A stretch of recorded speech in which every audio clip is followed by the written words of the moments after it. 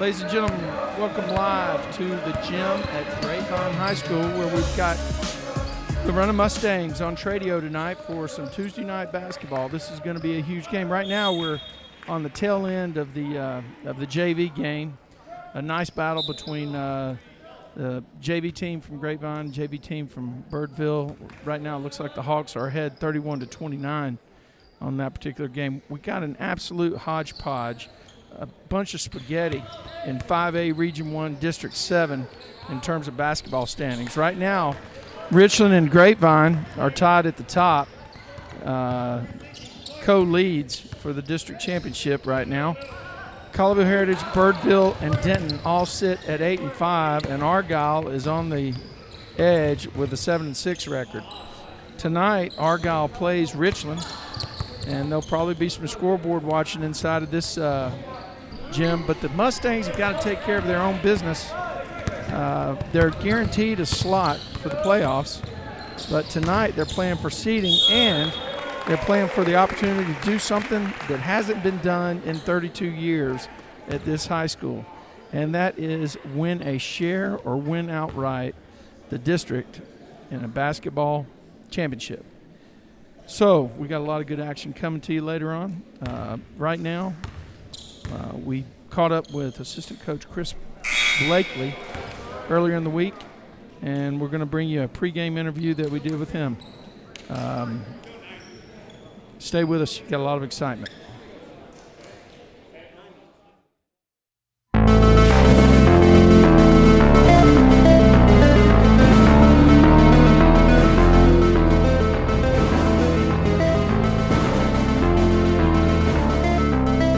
So we're joined tonight by assistant basketball coach for Grapevine basketball, Chris Blakely.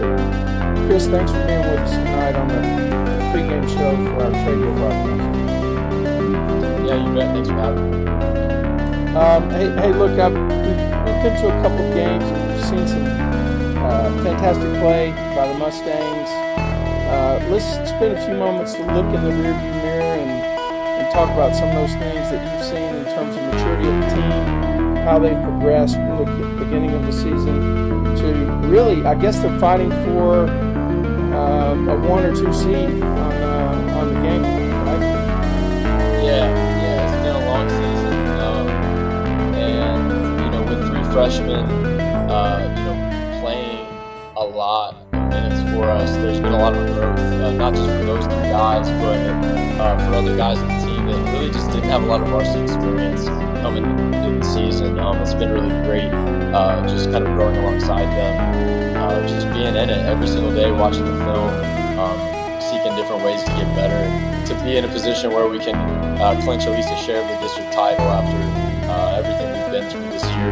The adversity of losing Charlie Hutto, our starting point guard, to an ACL tear before the season started. It's pretty great. We're happy to be where we're at right now, competing for would be the first district title since I guess 2006, but that's got an asterisk because we went 0-2 against Colleyville and there was a tie with them. In my book, that's not a championship. You can call it co-champs, but yeah, right. Really since 1991. So we're talking about 32 years. Is that right? No, I'm from Alabama, so our math is sometimes a little different there, but I think that's 32, yeah. So very, very pleased with the growth of these guys. They've been terrific. They've been outstanding all year long and humble, just very eager to get better. It's great to hear. You talked about those freshmen, but at the same time, I see Gagowski. Yeah, I like to call him G3PO. I mean, that guy's Gagowski, the 3-point man, G3PO. I like, and then you got Holmes, CJ Holmes. You got Paul, who comes in and makes a big-time effort, and Hawkinjos, I guess. You really got 4 seniors that seem like they're doing the job in terms of leadership as well as this season progresses. How would you characterize their role on the team and kind of what they've been doing, as this season has gotten toward the back half?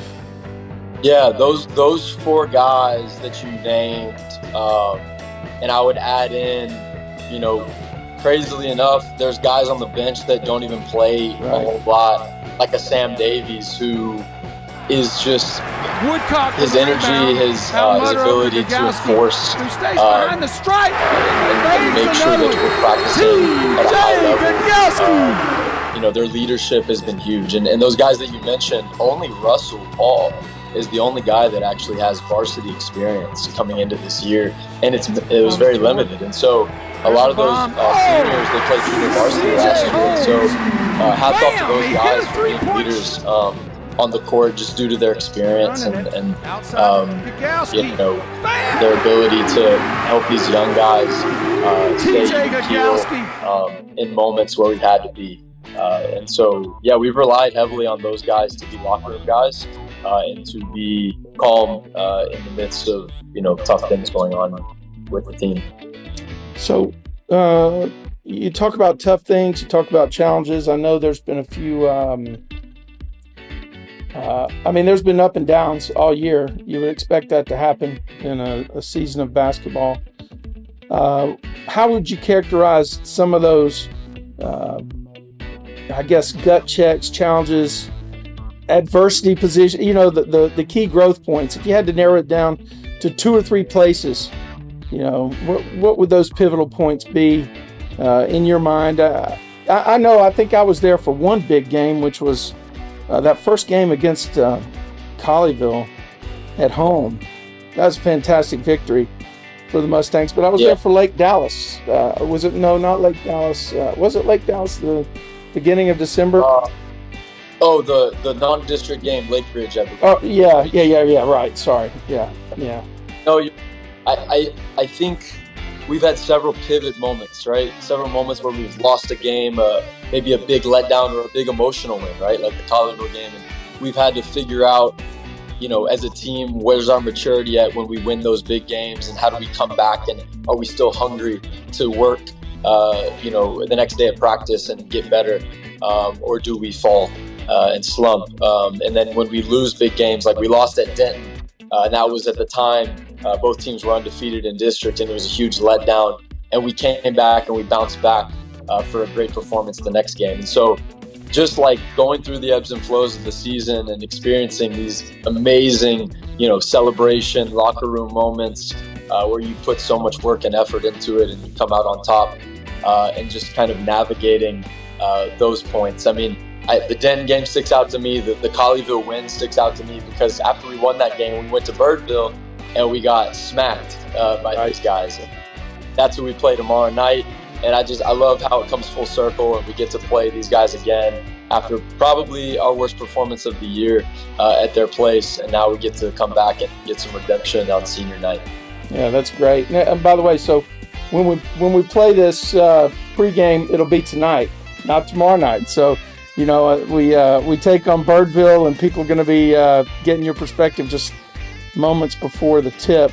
You're right. You know, let's talk about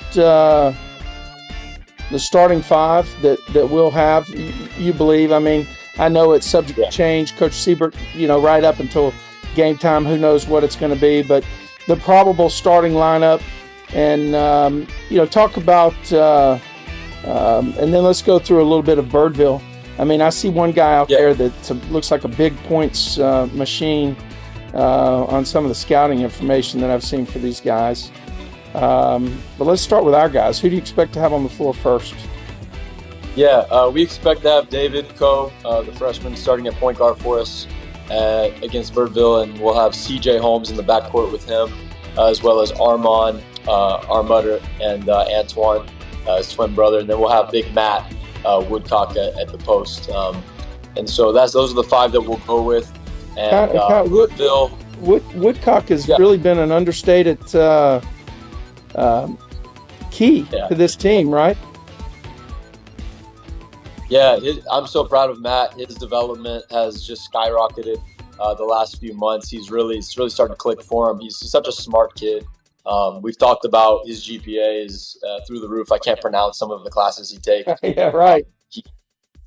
He's starting to garner some interest from some very high academic institutions in the Ivy League and elsewhere. And it's all credit to him and his work ethic. He's been outstanding, living in the gym, and just super hungry to get better. And so I'm super proud of him. He's become a focal point of our offense and defense. And I think he's set to have a huge senior year next year and a big summer on the AAU circuit as well. That's great. How about Birdville? I mean, let me look at my info that you sent me earlier. I noticed there was one person that stuck out in my mind immediately as being like a scoring machine for these guys. I think the last name began with an N. Norman. Garrick Norman, is that right?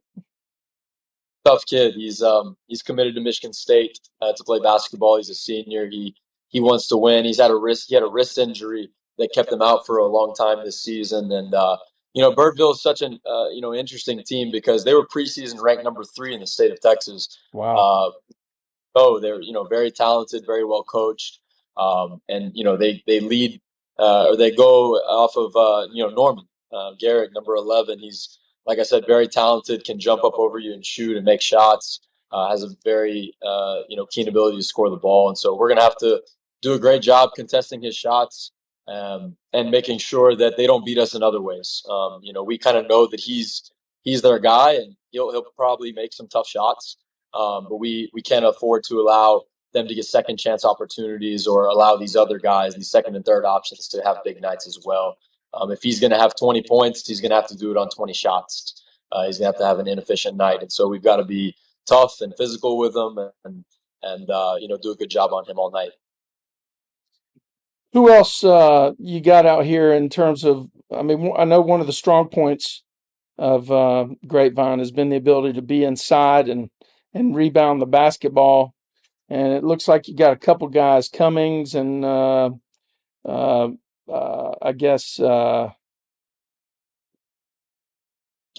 Zachariah maybe that can drag down the boards. And then Amison, is it Amison or Mason? He's got 5 rebounds a game. So these guys know how to drag the boards too. So are we I guess we're working on some fundamentals around blocking out or how we're going to crash, things like that. Yeah, absolutely. They're a very physical, big team. They've got Zachariah, he and his brother, who's back from injury as well. He can control the rebounds. He had 8 offensive rebounds against us at their place. He's a big dude. I mean, 6'6", very strong. And then Amison, he's like 6'11", I believe, legit. And so they've got size, they've got strength and physicality and rebounding the ball. That was a big reason why they dominated at their place. We've got to be better on the glass and limit them to one shot, which we're putting a big concentration into that going into the game.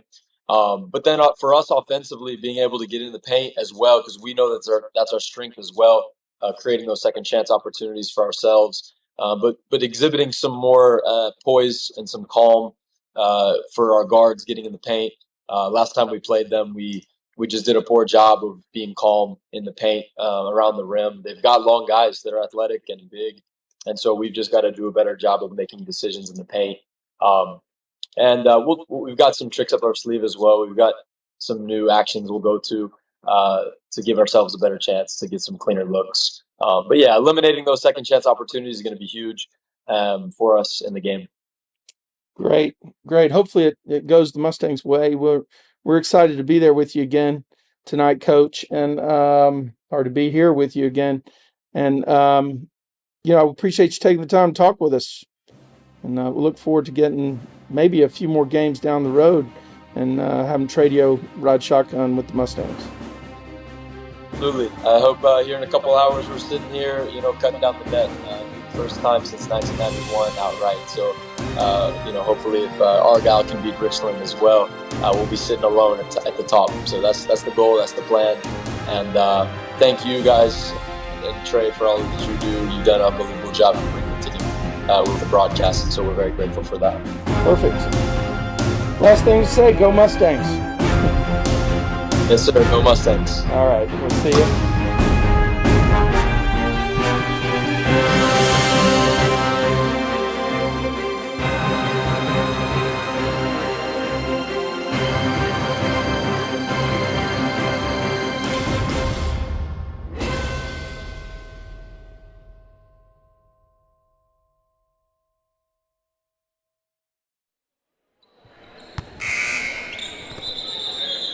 Welcome back. I hope you enjoyed that that break with Coach Blakely.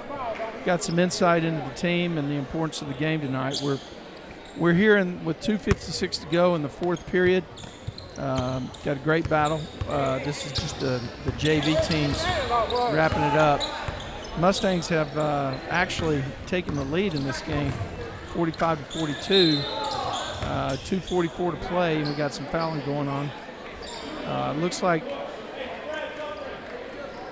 we're probably 20 minutes from getting underway on the next game, so I guess we'll keep it here and get some bonus basketball in. Tonight's senior night for these players on the Mustangs basketball team, and the seniors are San Juan, Holmes, Hawkinjoe, Scarborough, Baum, Paul, Davies, Gagowski. And that's a list. The guys are just doing a fantastic job in their leadership roles for the basketball team. You can see it on game night. This team is really gelling. The one that we're going to see in a few minutes, the Varsity. Right now, we'll give you some JV bonus basketball action here. The game is a 2-point game here with 2:26 to play in the fourth. Have no idea about the roster for either team, so we'll just sit back and let you enjoy it. That's a good pass. Mustangs pick the ball up in the corner. It's going to be White's ball again. 2:08 to play.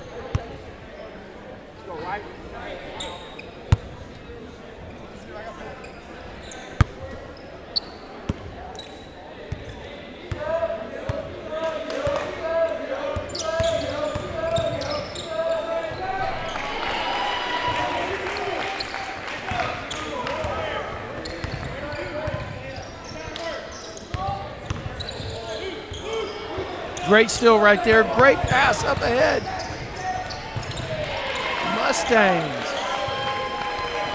Mustangs JV won with a 6-point lead over the Hawks.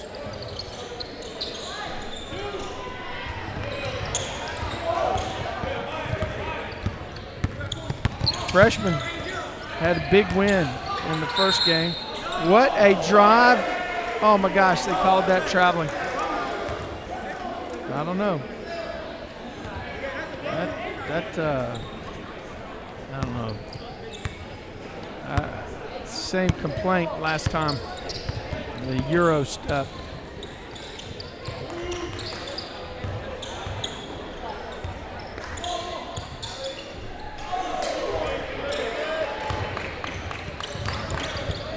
Hey, did you hear the one about the college team that wins national championships?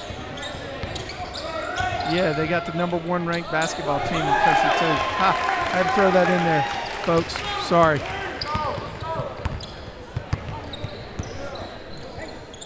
All right, this is now an 8-point game, 53-45.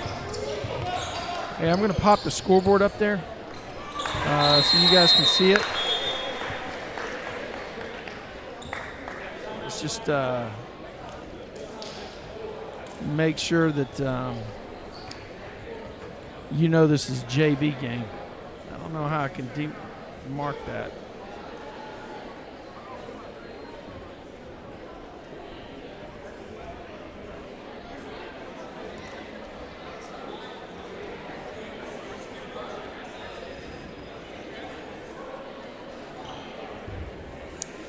Fouls are right.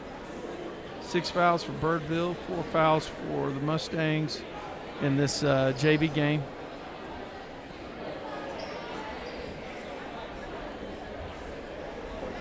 Varsity's making their way into the gym, 10 till 7.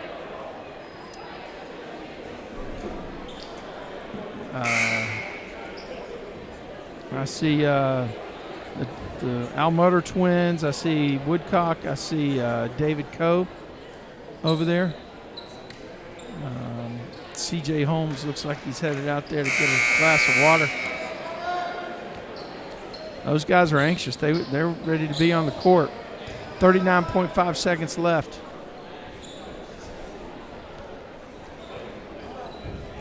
Don't know exactly where the Birdville squad is, but they're ready to get on the court and start warming up.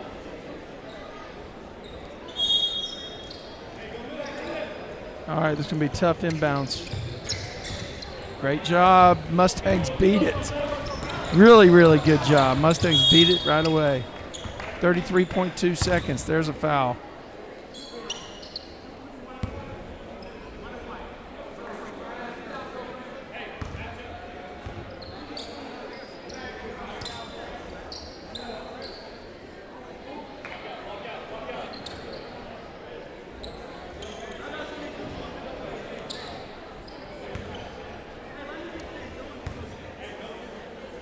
So if you're just now joining us, the JV game looks like it's running a little past the schedule, so we're bringing you some bonus basketball.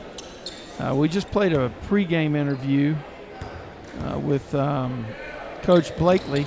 You know, we'll probably play that interview again at halftime because he had some really good things to say about about these players. 22.7 to play. Mustangs up 54-48.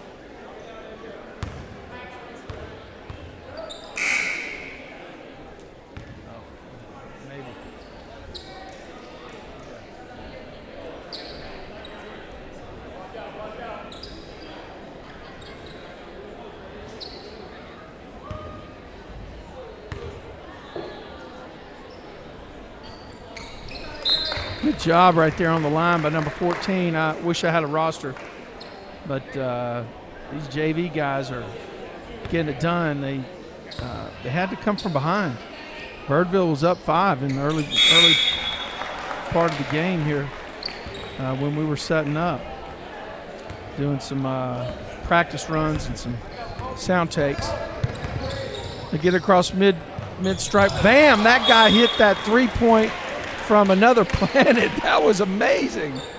Wow. Just turned it into a 5-point game with 15 seconds left. Mustangs hadn't roped this one in yet. We'll see what happens.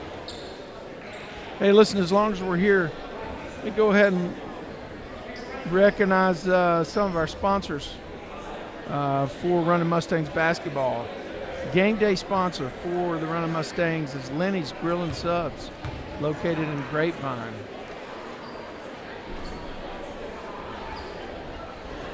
The official barber and the sponsor of the halftime score for the varsity games is Impressions of Truth.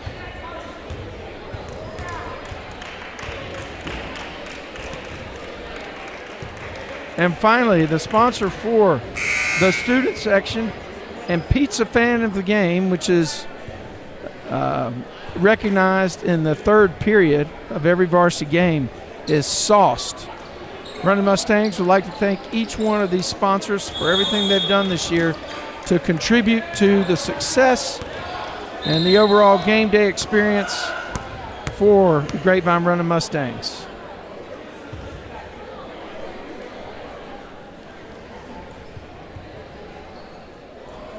Once again, this is the tail end of the JV game.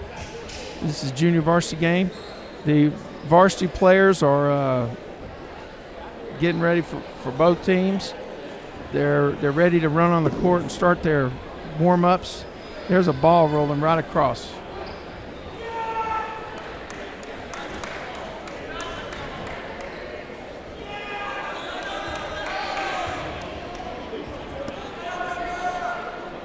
There's a lot off.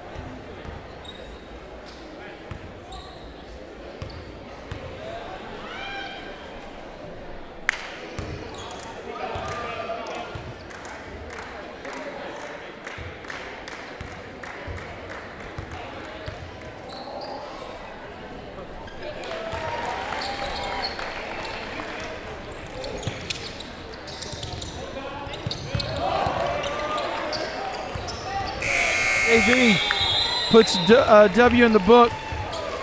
Well, now we can let you know why we're here. Let's take this scoreboard down and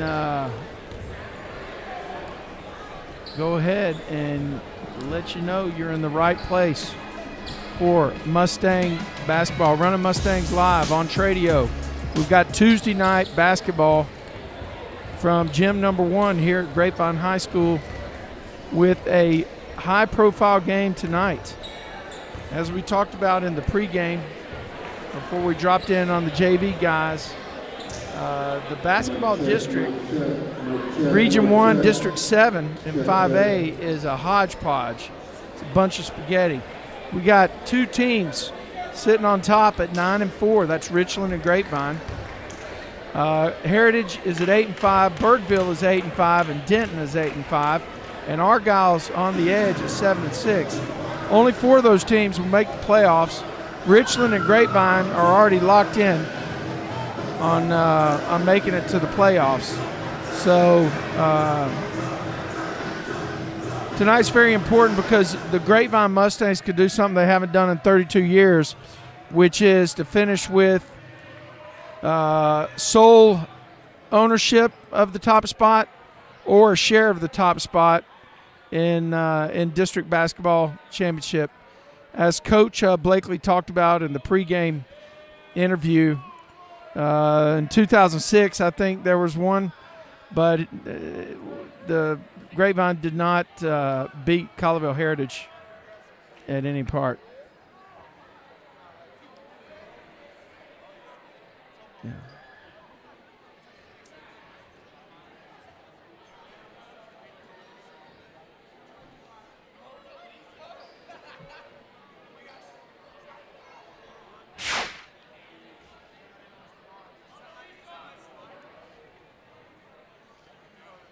All right, I think what we're about to have, guys, is an introduction of the seniors. These guys have been doing a great job. So do what you can to honor these folks. This is their night to be recognized.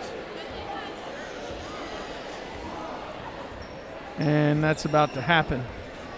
Now, I don't know what you want to do here.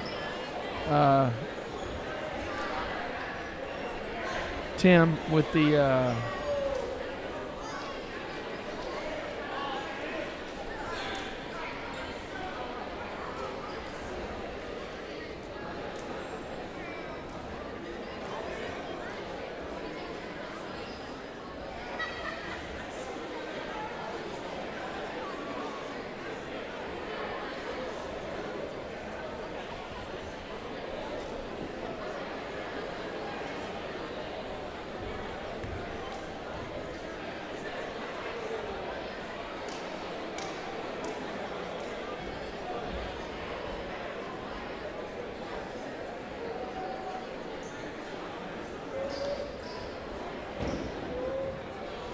So I think there'll be some scoreboard watching in here tonight as long as, well, I guess that's not true.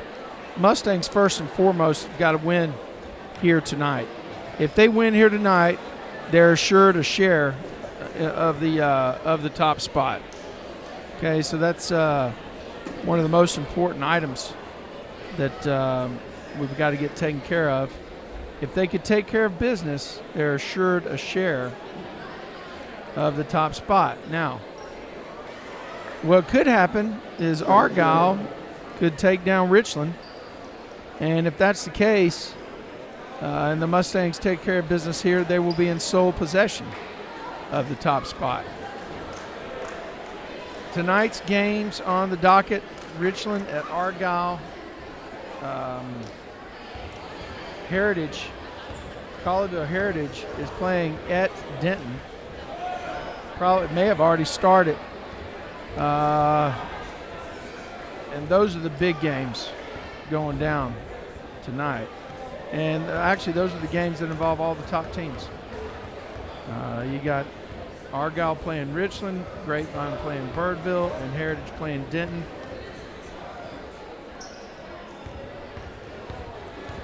And I suppose there's all kinds of scenarios, but this is an interesting proposition. Now, Grapevine has an overall record of 20-12 in the number 2 spot. There's 3 other teams that have actually won 20 games as well. Richland is 26-6. Colleyville Heritage is 21-9. And Argyle is 24-9. So, you got 3 of those teams are in the playoffs right now as it stands. And we'll see what happens at the end. Now we'll go through some max preps information for Grapevine. Talk a little bit about the team leaders. I know that Coach Blakely mentioned it in the pregame, but for Grapevine, the leading scorer for Grapevine is David Coe at 17.3 points per game. The highest field goal percentage on the team right now, Matthew Woodcock, he's hitting over 50% of his shots, and hopefully that continues tonight if he can get it inside and the Mustangs can figure out how to get some control. Okay, we're going to turn it to the PA for senior night.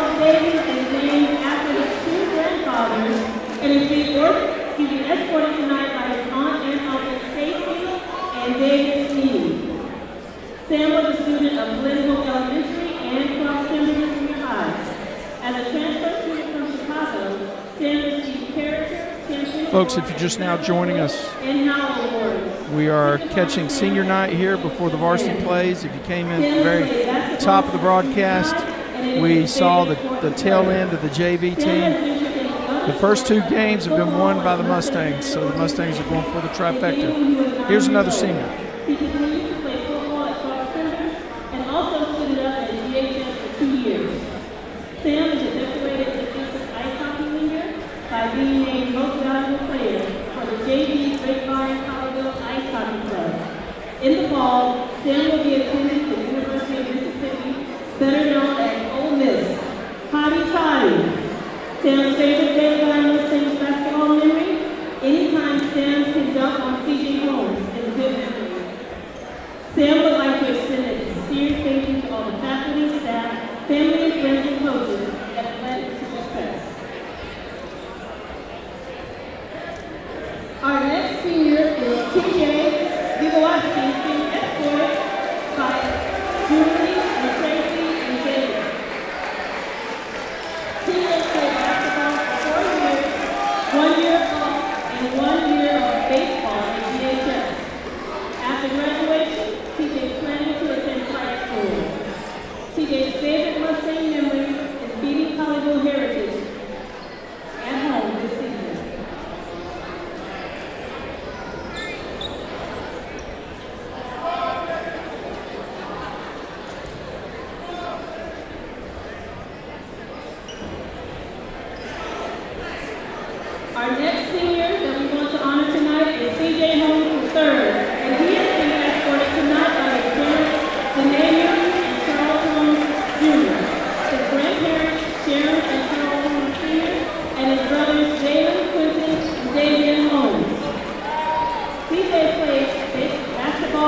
football all 4 years of high school. He was awarded first team all-district corner this past season. CJ wants to continue to play football this coming fall, and he loves coming to practice and competing every day.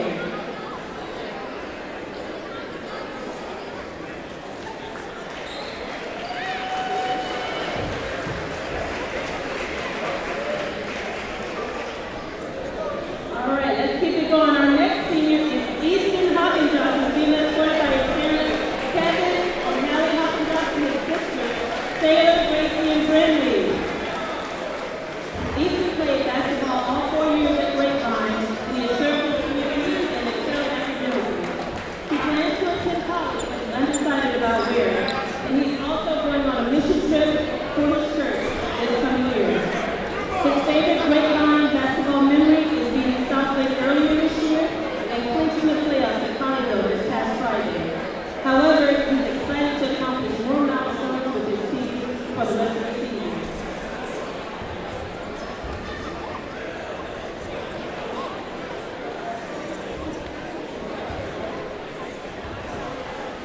All right, let's welcome our next senior, Charlie Hutto, who is being escorted by his mom, Charlie has played basketball for the last 8 years, including years varsity high district championship team. He was awarded all-district academic honors last year and is a team captain this year. After graduation, Charlie plans to attend college and study business out of state. Charlie's favorite basketball memories include going to Abilene Christian basketball tournament this summer and beating Colleyville last season and last Friday to make the playoffs. Charlie would like to thank his family, family, teammates, and friends for their support as he recovers from an ACL injury. Our next senior is Russell Paul, who is being escorted by his mom, Angela Mayer, and his brother, Randy Paul. Russell started playing basketball 5 years ago in 8th grade, and was on last year's varsity Bible championship. After graduation, Russell played. We are wrapping up the senior night His favorite basketball memory at GHS here from Gym 1. Looks like we got a couple more seniors outside to walk through the cheerleader umbrella. This is a class of 2023. They've been fantastic. Rick has been a member of the basketball team all 4 years of his high school career and loves the game ever since elementary school. Luke is still deciding whether he wants to go to the East Coast for college or stay. I love how every basketball member is participating all 4 years in senior night. It's fantastic. Luke's family is very proud of him and they want him to continue his good work.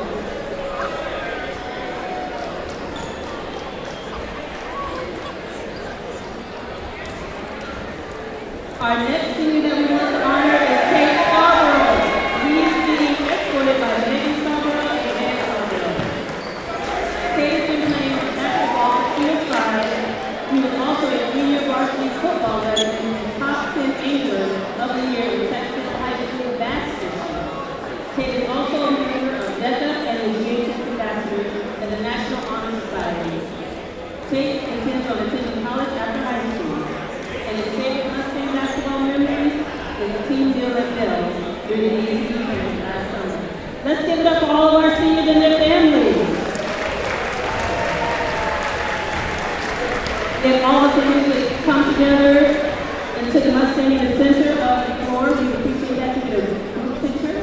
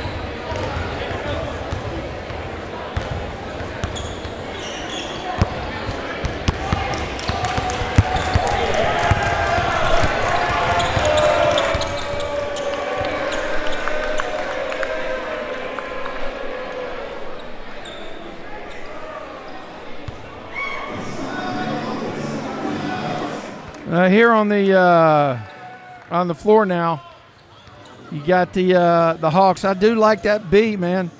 I just like the way they moved away from the Hawk and put a B on the T-shirt. It looks pretty cool, I think. We incorporated that in their logo tonight on the scoreboard.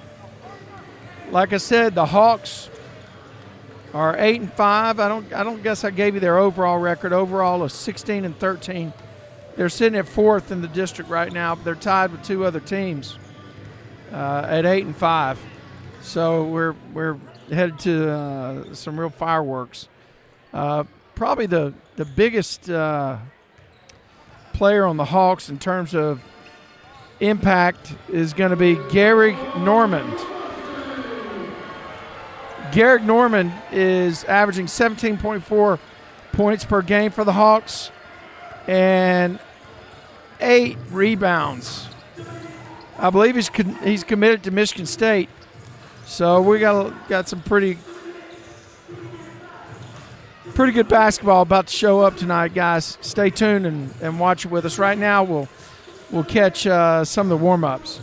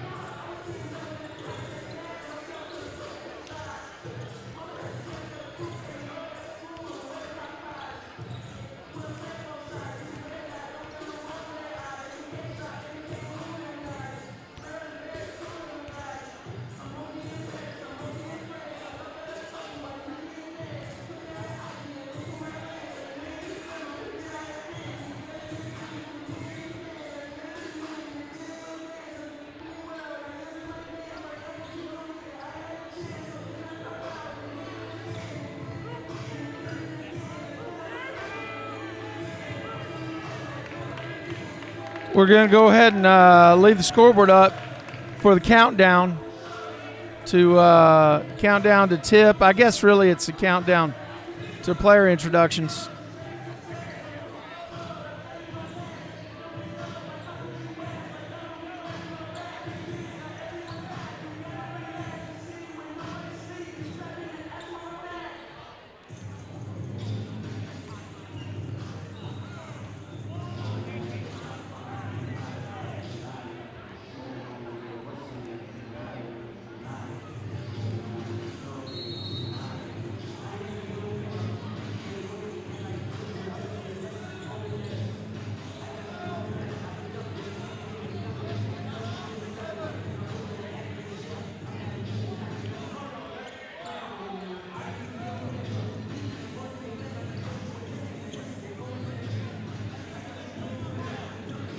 Take me down.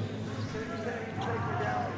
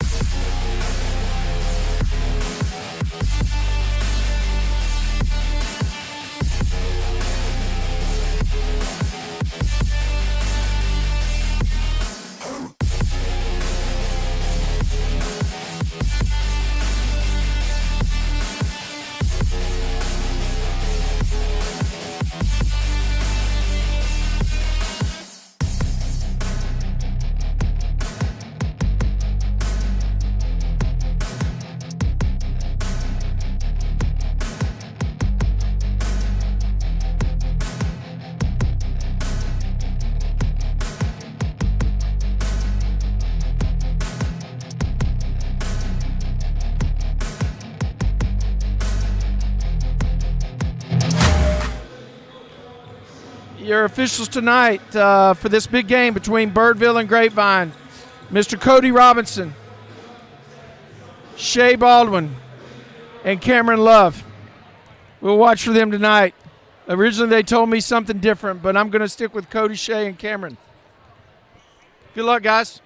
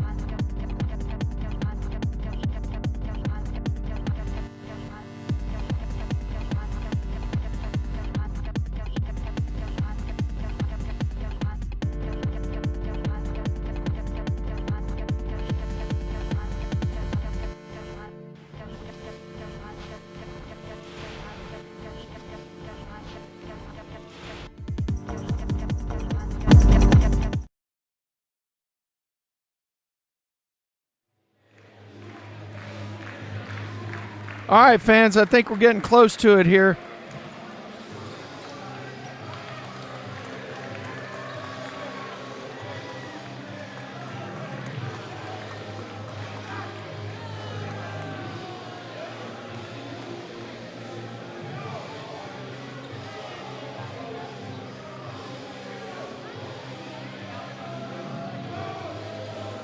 Well, we got player introductions coming up here.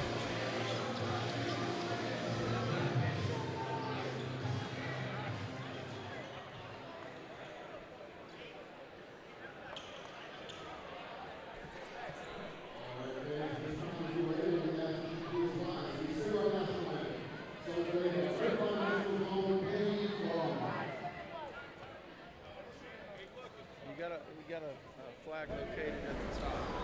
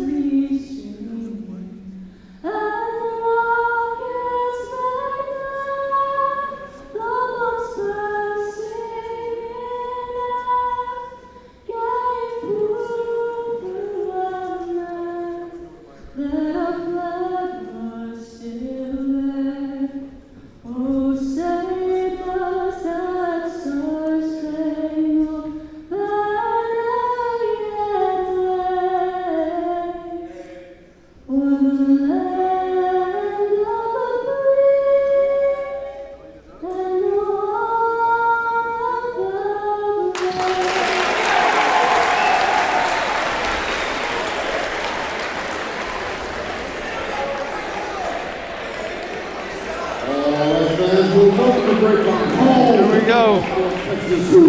Let's get ready to rumble. Oh, I don't think I can say that. The Birdville Hawks of Birdville. Birdville comes to tonight's final matchup against the player with an 85 record at the helm of head coach Anthony Holden. Let's go ahead and lead the visiting starting five, the Birdville Hawks. Sophomore guard number 10, Trent Howard. Senior guard number 11, Derek Norman. Senior forward number 24, Matthew Zachariah. Junior guard number 25, Nico Lusso. And senior forward number 33, Miles Anderson.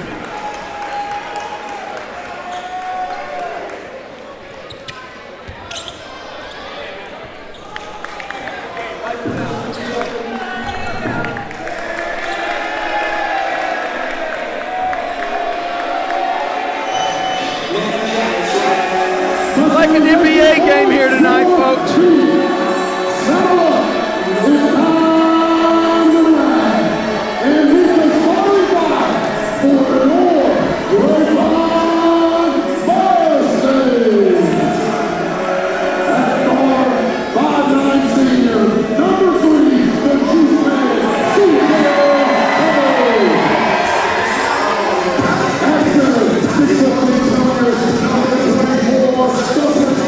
One,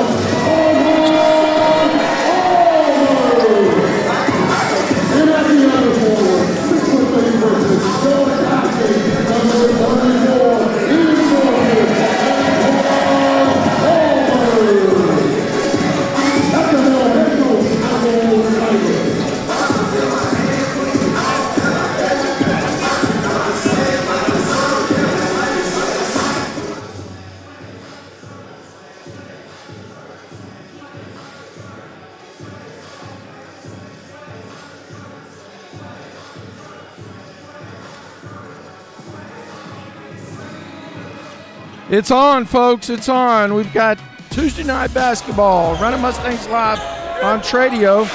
Birdville and Grapevine in a big-time battle here at Gym 1. And here we go.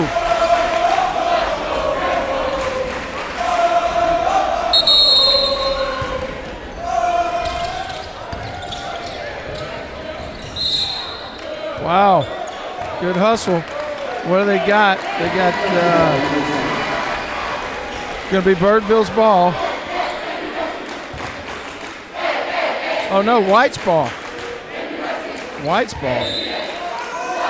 Guarding on the inbound. That's Antoine Almutter to David Coe. Coe to the top to Armand. He goes around, picks up by Coe. Inside to Woodcock, who gets the ball and goes up strong. It draws the foul. That's what they got to do tonight, folks. They got to do. They got to take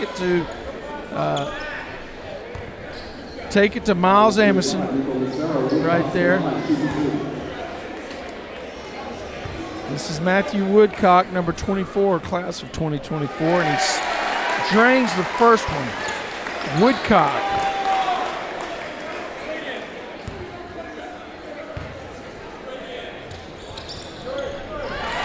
Woodcock doing the damage. Mustangs up 2 in the early going. What do we got here?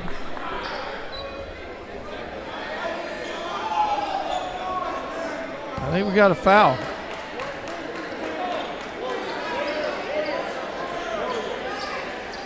Guess it was a foul. Don't know who it was on.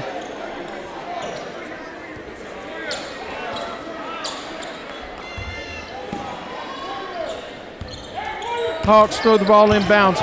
Coe at the point. Oh, good hands right there by number 34, Antoine Almutter. That's number 11, the Michigan State commit, who's nowhere near the basket on his first shot. Affected that time by the Mustangs defense. There's a bad pass by Coe.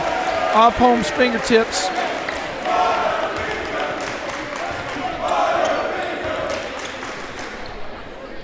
A lot of quick action, a lot of good defense right here. This is going to be difference in the game is going to have to be defense by the Mustangs. Number 11 with a big drive. He dishes to 24. Boy, that was a fantastic play. Norman to Zachariah.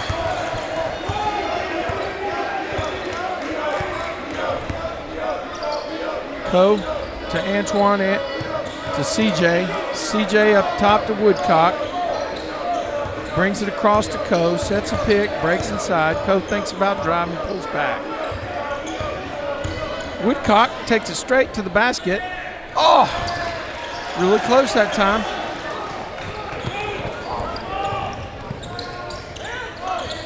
Transition basketball by the Hawks pretty quick. In the corner, three-point bucket. Pass down. That's number 3, Miles Amerson for Birdville. Ball down, there's Antoine with it. Spins around. Out to CJ. CJ with a bomb. He's off.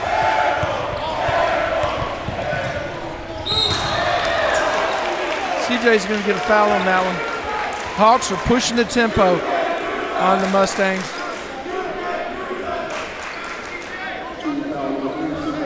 Looks like number 3, CJ Holmes, with that foul.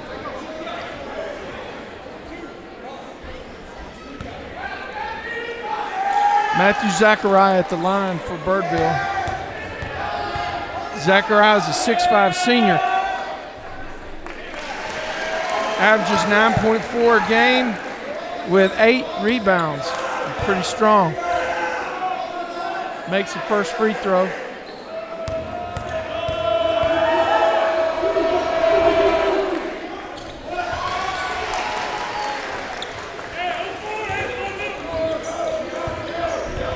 Coe brings it in, driving right into a trap there on the side.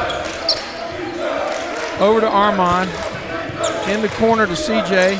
Over the top to Coe. Inside to Armand. That ball is blocked, picked up by Woodcock.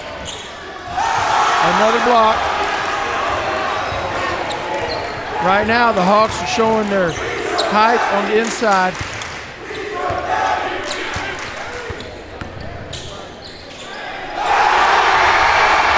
And there's a jam by number 33, Miles Anderson, here at the beginning. And transition basketball, 34, Antoine Almutter. Boy, the tempo's picked up. Nope, that ball's out. Mustangs ball. The Hawks have jumped out to a quick 5-point lead here. 5:27 to play in the first period. It's going to be a barn burner.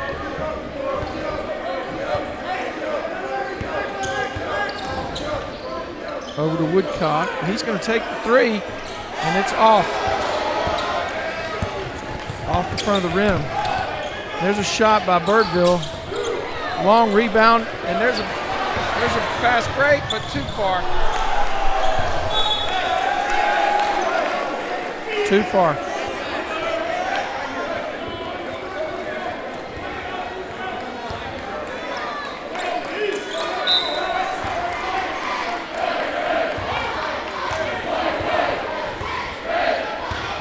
Garrick Norman with the ball for Birdville. He's going to take it in and do a sliding J for 2 points.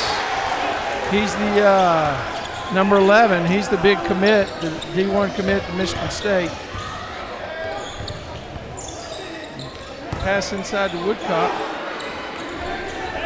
Back out to Holmes. Mustangs elect to reset everything. Over to Armand. Antoine inside.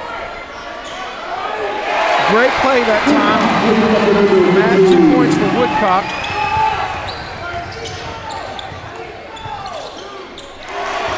That was a nice shot by Nico Lucero. Wow. Good timeout here by Coach Siebert. Hawks on a little run, 13-6, your score.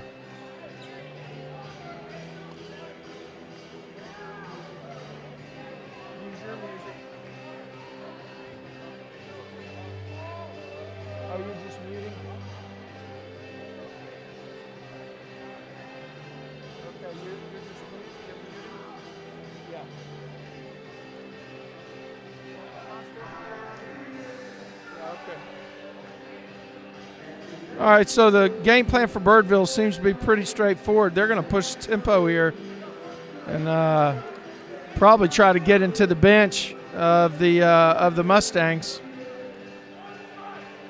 Right now, I don't have the shot statistics, but it's Birdville is hammering them from everywhere. Birdville is hammering them from everywhere.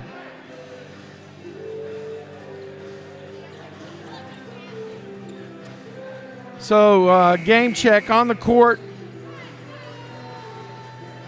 On the court right now is the same as the starting five. Matthew Woodcock, Jr., David Coe, freshman, Holmes, senior, and that Almutter twins. Antoine, number 34, and Armand, number 22. Inside to Coe. He puts it up off the glass for a 2-point bucket. Hawks looking to push the tempo up the side there. As soon as the ball was inbounded, I noticed that their approach is look up field, look upstream, look up court. Nice drive right there by number 24, but Woodcock played the D on him. Coe looks like going to have a foul on number 10.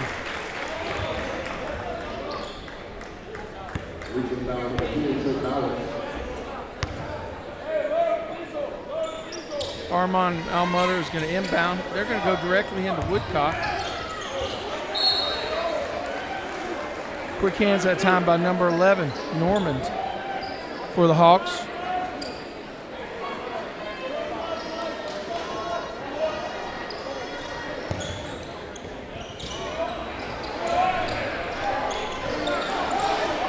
In and out by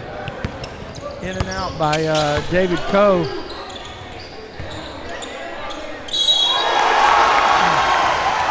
That was a good job by the shooter. Waited till he got Matthew in the air and then went back up.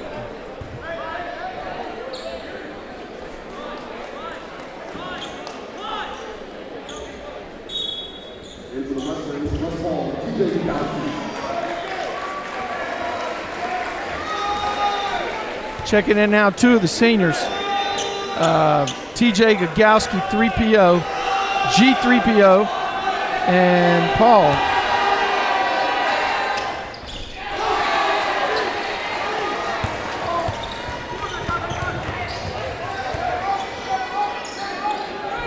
Still have the Almoder twins and David Coe rounding out the 5 that are on the court.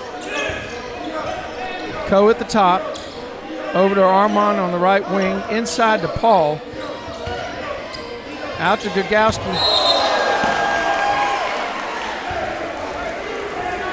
Great defense that time by number 25, Nico Lucero. G3PO never had a shot. He was smothered.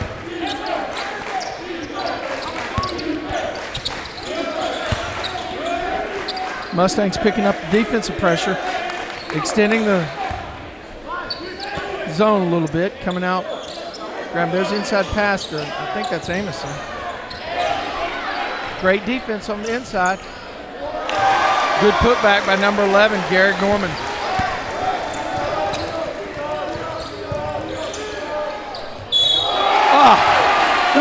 Try for the and one. Boy, I tell you what, you can see, I think that was Antoine Almutter with the,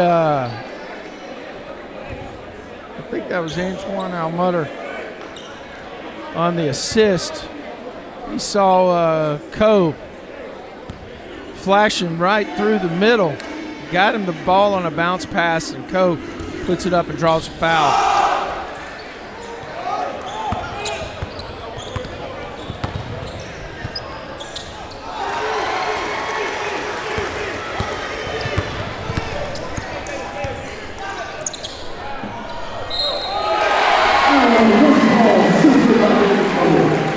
Wow, another and one by number 13, Paul.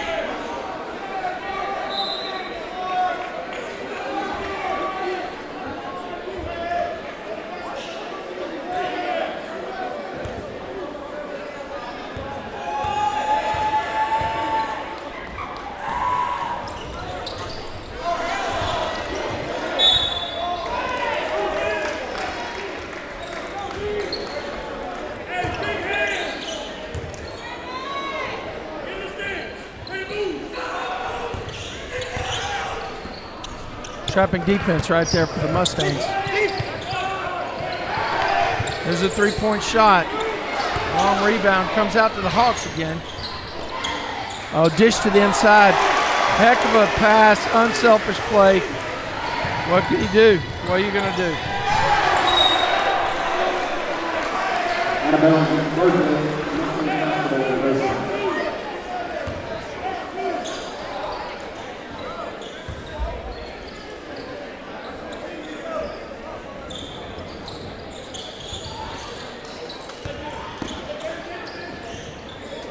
Antoine on left wing. There's David Coe on the left side. Quick hands that time by number 10. There's an errant pass. There's a ball up to number 11. He was waiting on somebody, and that somebody wasn't there, but when number 10 got it, tell you what, great underhand, Miles Amison. Top to Coe. He gets it inside to Paul. Mustangs are going inside. They're going to, looks like they're attacking the Hawks.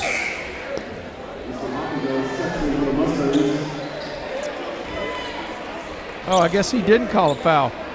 Huh. All right, I guess the ball just hit the end line. Ball hit the end line.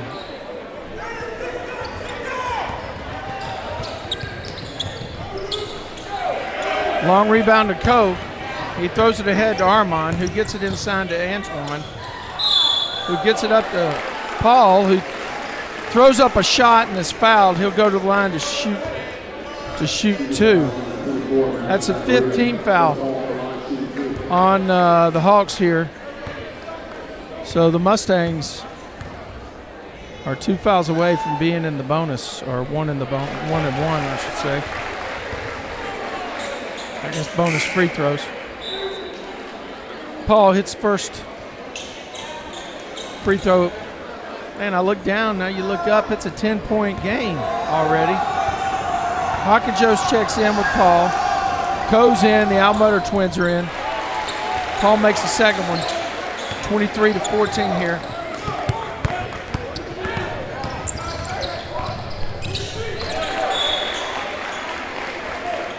Good defensive hustle that time by the Mustangs. I love Hawkinjos' shoes. Man, I love those shoes.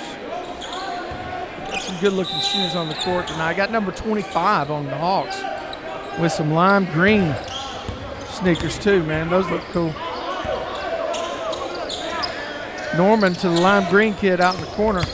Oh, great move by the, oh, good, 2 blocks that time. 2 blocks that time. Coe with the ball. Up to one of the Almutters. Ball back to the Almutters. Inside to Coe. Down low to Paul. He goes up off the backboard. Mustangs 16. Hawks 23. Oh my goodness. 3-point bomb. It's a 10-point lead again. Wow.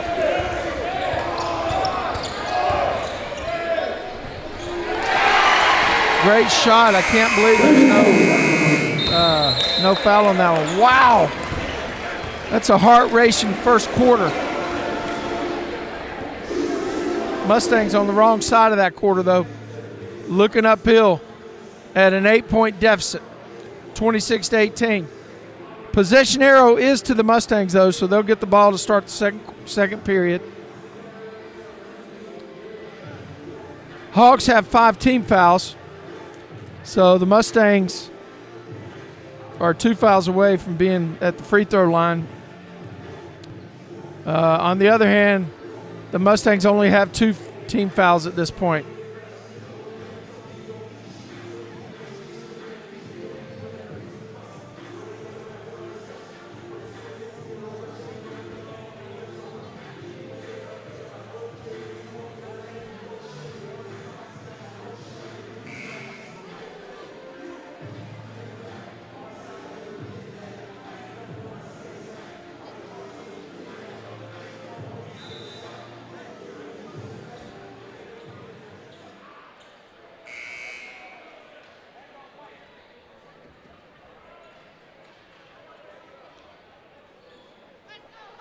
Looks like Cody Robinson with the hand the ball off to Antoine Almutter as we get started here in period number 2 from Gym 1 at Grapevine High School.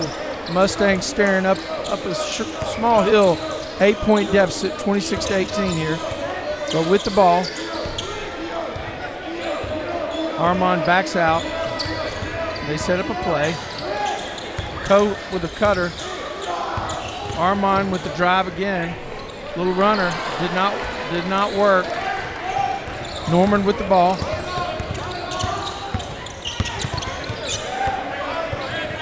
Up ahead to Amison.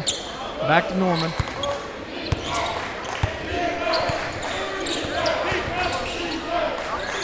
Outside, number 25. Got to get his name like the shoes. That's Lucero. Nico Lucero.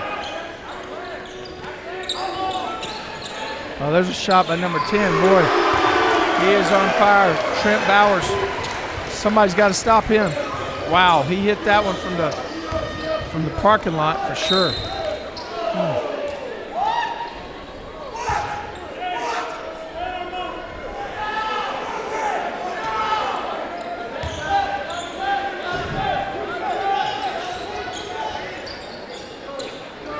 Antoine gets it up to David Coe. Sets up to take this guy for a ride. There we go in the corner, back to Antoine. Armand rolls to the left. Hawkinjos on the right side, back to Coe at the top. Down low to Antoine. He drives in, back out to Hawkinjos. And there's a shot. Looks like it was off. Mustangs got to find their shooting range.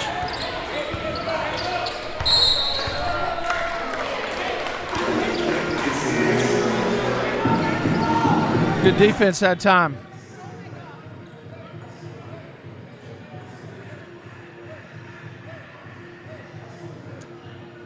Once again, the Maryland Mustangs would like to thank Lenny's Grill and Subs for being the game day sponsor, providing meals for the coaches, and supporting Running Mustang basketball.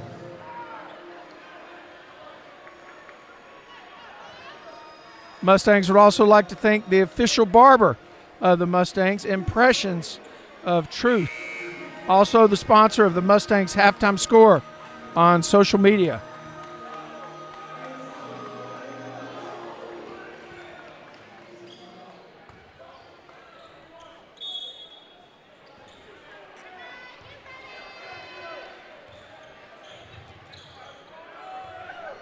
Trent Bowers for the Hawks gets it up. That looks like dishes it off to Amison. Over to Lucero, who looked like he was going to drive in and take a shot. Amison says he'll do it. And he puts in a 2-point bucket. That was a 2-point bucket.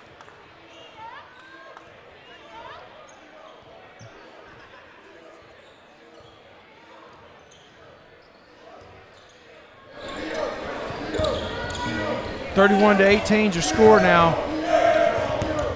We've got a motion offense working here. In the corner to Woodcock. Around the horn from Antoine to Coe. Back to CJ. Hawkinjos on the cutter. Bam! He puts it in for 2. Antoine. Defense hustling back to stop the ball. That's Norman, and there's a shot. They're getting it off, and they're hitting them, and they're banging them in, and it's a 14-point lead now.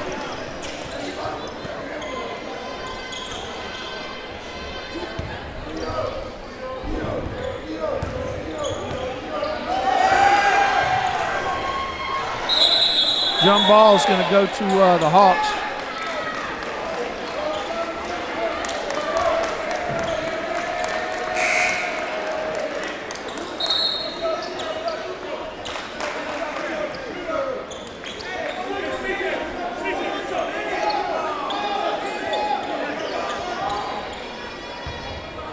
Coach Siebert pushes the guys into the backcourt.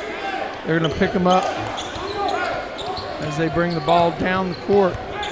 This is Norman, Garrett Norman. Done a great job of dishing the ball, penetrating and dishing. There's Amison again. Rebound to CJ. Up ahead to Coe.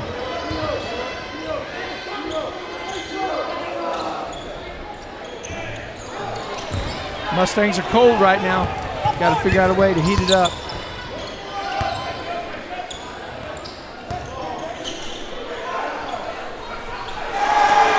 Wow. Oh, excuse me, that's 24 Zachariah. Wow, I've been calling the wrong name. There's Gagowski. Bam! Bam! He hit that from Dr. Seuss Chocolate down in Main Street in Grapevine. Gagowski. Didn't even see him sneak on the court. G3PO.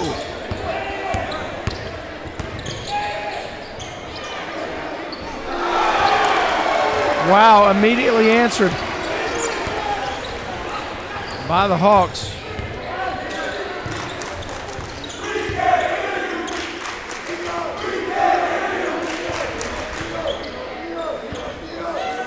Holmes outside the three-point arc.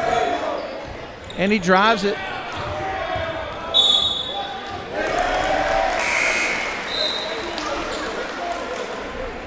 Now this is Amison coming back in, number 33. He's a 6'10 senior. Zachariah's a 6'5 senior. And Garrett Norman is a 6'4 senior. On the floor for the Mustangs now, Antoine Almutter, Armand Almutter, TJ Gagowski, Matthew Woodcock, and David Cope.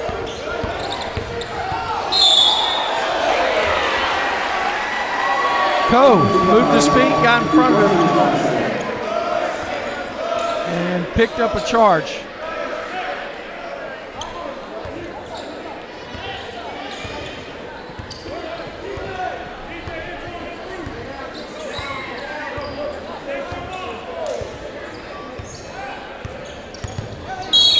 David Coe drives to his left.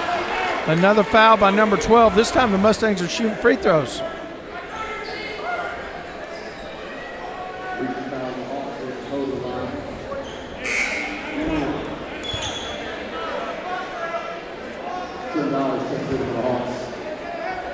Well, the Mustangs will be able to hopefully score points on fouls here.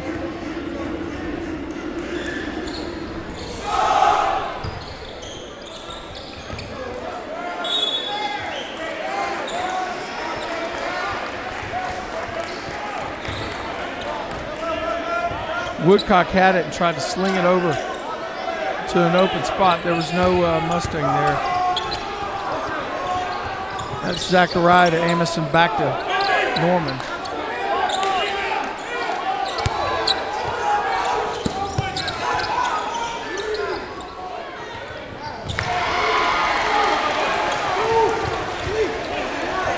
That looks like Clyde Cummings on that shot. Number 32, Clyde Cummings for the Hawks. Mustangs got to keep their composure and chip away. Got to get a few stops here.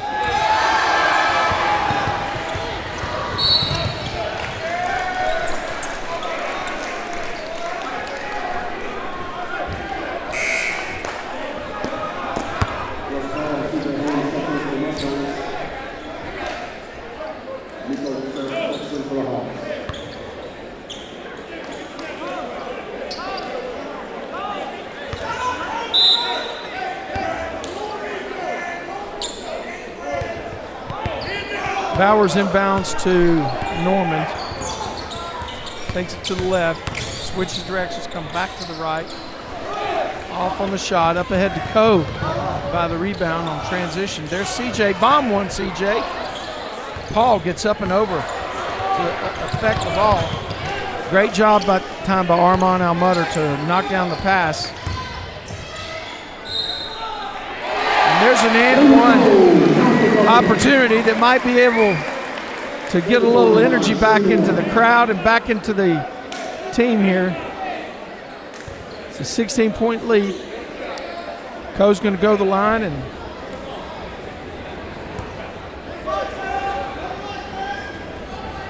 shoot the topping here now.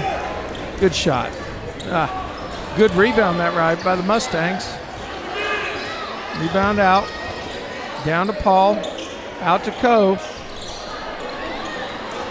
Mustangs having trouble. Can't buy a bucket here.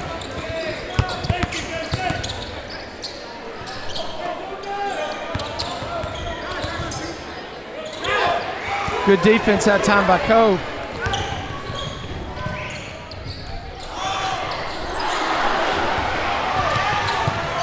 Tough break.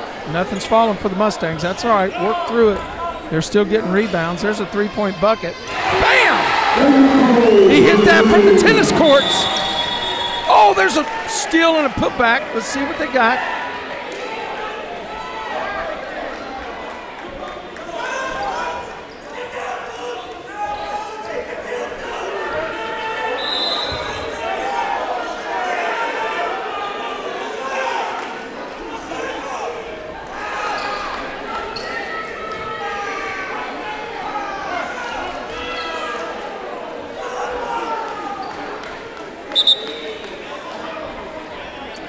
Don't know what they're talking about there.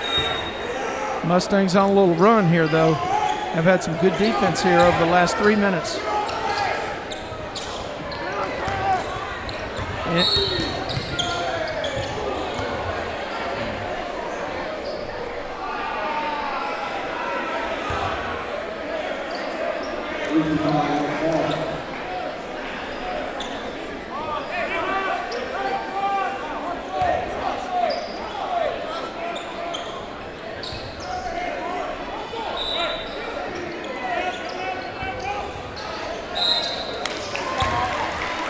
Probably a good foul by Paul, though. Once they got the ball inbound to Miles Amison, he was headed to the backboard to drop it in. Let's see what he can do at the free throw line here.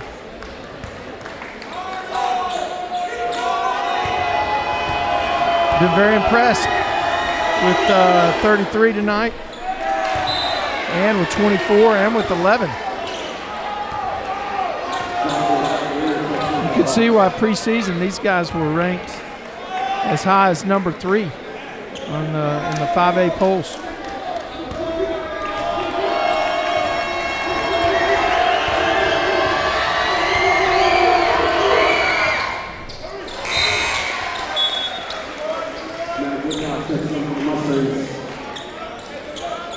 All right, Paul goes for a rest. Matthew Woodcock comes back into the game now.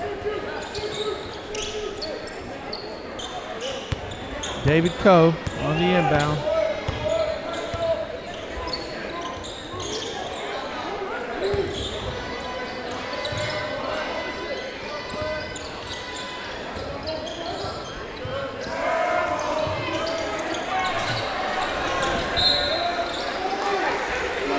White ball.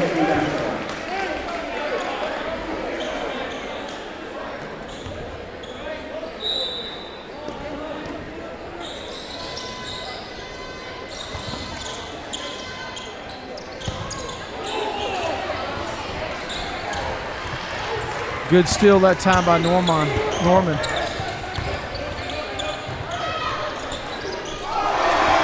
Wow. Josh Zachariah. Wow. The Zachariah brothers doing some damage here.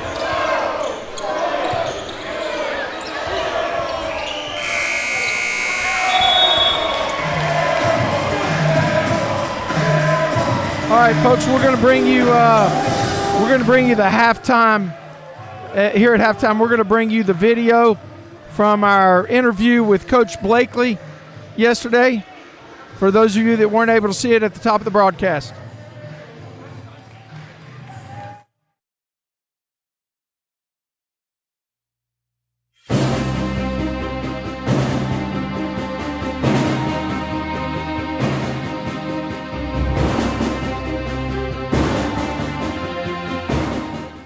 Okay, so we're joined tonight by assistant basketball coach for Grapevine basketball, Chris Blakely.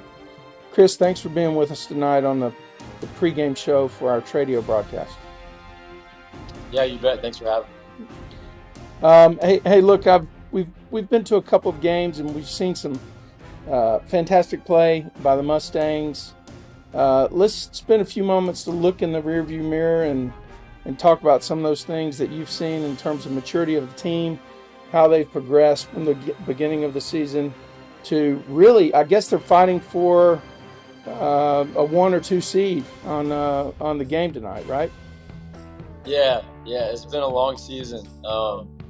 And, with 3 freshmen, playing a lot of minutes for us, there's been a lot of growth, not just for those 3 guys, but for other guys in the team that really just didn't have a lot of varsity experience coming into the season. It's been really great, just kind of growing alongside them and just being in it every single day, watching the film, seeking different ways to get better, and to be in a position where we can clinch at least a share of the district title after everything we've been through this year. The adversity of losing Charlie Hutto, our starting point guard, to an ACL tear before the season started.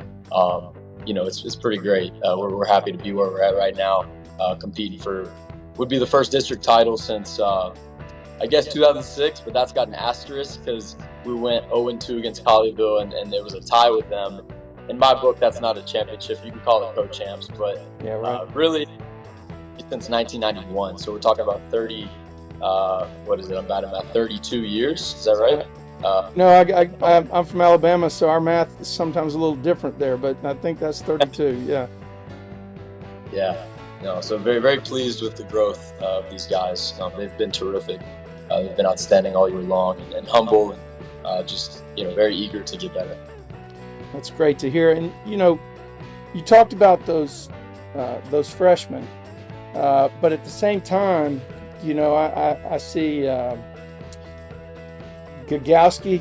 I like to call him G3PO. I mean, that guy's Gagowski, the 3-point man, G3PO. I like, and then you got Holmes, CJ Holmes. You got Paul, who comes in and makes a big-time effort in Hawkinjos, I guess. You really got 4 seniors that seem like they're doing the job in terms of leadership as well as this season progresses. How would you characterize their role on the team and kind of what they've been doing, as this season has gotten toward the back half? Yeah, those 4 guys that you named, and I would add in, crazily enough, there's guys on the bench that don't even play a whole lot, like a Sam Davies, who is just his energy, his ability to enforce and make sure that we're practicing at a high level. Their leadership has been huge. And those guys that you mentioned, only Russell Paul is the only guy that actually has varsity experience coming into this year. And it was very limited. And so a lot of those seniors, they played junior varsity last year. And so hats off to those guys for being leaders on the court just due to their experience and their ability to help these young guys stay even keel in moments where we've had to be. And so, we've relied heavily on those guys to be locker room guys and to be calm in the midst of, tough things going on with the team. So you talk about tough things, you talk about challenges. I know there's been a few there's been up and downs all year. You would expect that to happen in a season of basketball. How would you characterize some of those, gut checks, challenges, adversity position, the key growth points? If you had to narrow it down to 2 or 3 places, what would those pivotal points be in your mind? I think I was there for one big game, which was that first game against Colleyville at home. That was a fantastic victory for the Mustangs. But I was there for Lake Dallas. Was it? No, not Lake Dallas. Was it Lake Dallas the beginning of December? The non-district game, Lake Ridge, I believe. Oh, yeah. Right. Sorry. Yeah. No, I think we've had several pivot moments, right? Several moments where we've lost a game, maybe a big letdown or a big emotional win, right? Like the Colleyville game. And we've had to figure out, as a team, where's our maturity at when we win those big games, and how do we come back, and are we still hungry to work, the next day of practice and get better, or do we fall and slump? And then when we lose big games, like we lost at Denton, and that was at the time, both teams were undefeated in district, and it was a huge letdown. And we came back and we bounced back for a great performance the next game. And so just like going through the ebbs and flows of the season and experiencing these amazing, celebration, locker room moments where you put so much work and effort into it and you come out on top, and just kind of navigating those points. I mean, the Denton game sticks out to me. The Colleyville win sticks out to me because after we won that game, we went to Birdville and we got smacked by these guys. And that's who we play tomorrow night. And I love how it comes full circle and we get to play these guys again after probably our worst performance of the year at their place. And now we get to come back and get some redemption on senior night. Yeah, that's great. And by the way, so when we play this pregame, it'll be tonight, not tomorrow night. So, we take on Birdville, and people are going to be getting your perspective just moments before the tip. You're right. Let's talk about the starting 5 that we'll have. You believe? I mean, I know it's subject to change. Coach Siebert, right up until game time, who knows what it's going to be, but the probable starting lineup, and talk about, and then let's go through a little bit of Birdville. I mean, I see one guy out there that looks like a big points machine on some of the scouting information that I've seen for these guys. But let's start with our guys. Who do you expect to have on the floor first? We expect to have David Coe, the freshman, starting at point guard for us against Birdville, and we'll have CJ Holmes in the backcourt with him, as well as Armand, Armutter, and Antoine, his twin brother, and then we'll have Big Matt Woodcock at the post. And so those are the 5 that we'll go with. And Woodcock has really been an understated key to this team, right? Yeah, I'm so proud of Matt. His development has just skyrocketed the last few months. He's really starting to click for him. He's such a smart kid. We've talked about his GPAs through the roof. I can't pronounce some of the classes he takes. Yeah, right.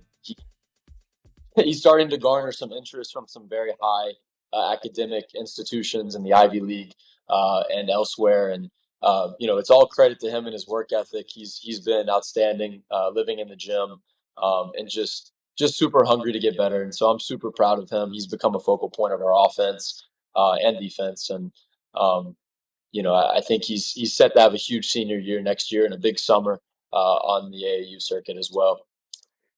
That's great. How about Birdville? I mean, let me look at my info that you sent me earlier. I noticed there was one person that stuck out in my mind immediately as being like a scoring machine for these guys. I think the last name began with an N. Norman. Garrick Norman, is that right? Tough kid. He's committed to Michigan State to play basketball. He's a senior. He wants to win. He had a wrist injury that kept him out for a long time this season. And Birdville is such an interesting team because they were preseason ranked number 3 in the state of Texas. Wow. They're very talented, very well coached, and they lead or they go off of Norman Garrick, number 11. He's, like I said, very talented, can jump up over you and shoot and make shots. Has a very keen ability to score the ball, and so we're gonna have to do a great job contesting his shots and making sure that they don't beat us in other ways.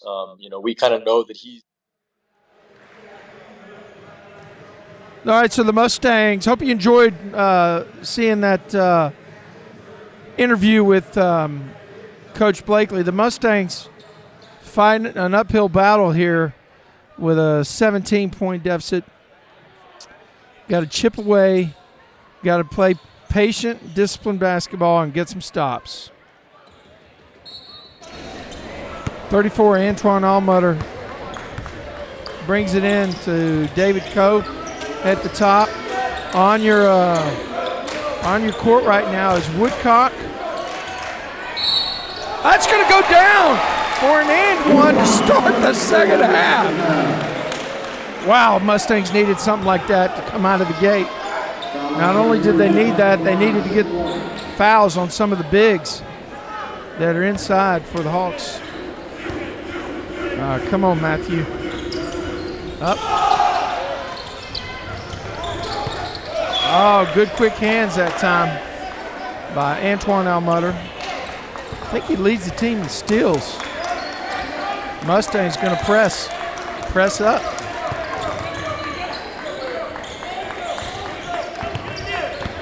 CJ, lockdown CJ. Guy's doing a clear out with his arm.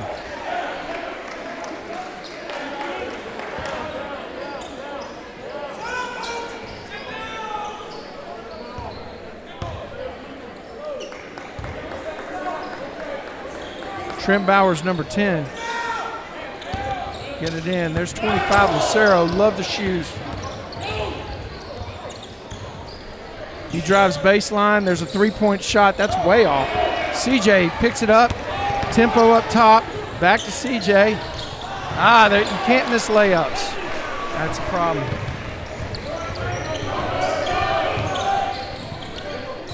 Good strategy. Good play. Three-point bomb. Mustangs with a rebound on the inside. Out to Coe. Across to Armand, who gets Woodcock on the drive, and Woodcock misses it. Mustangs have had a... he missed it. And a jump ball. Jump ball.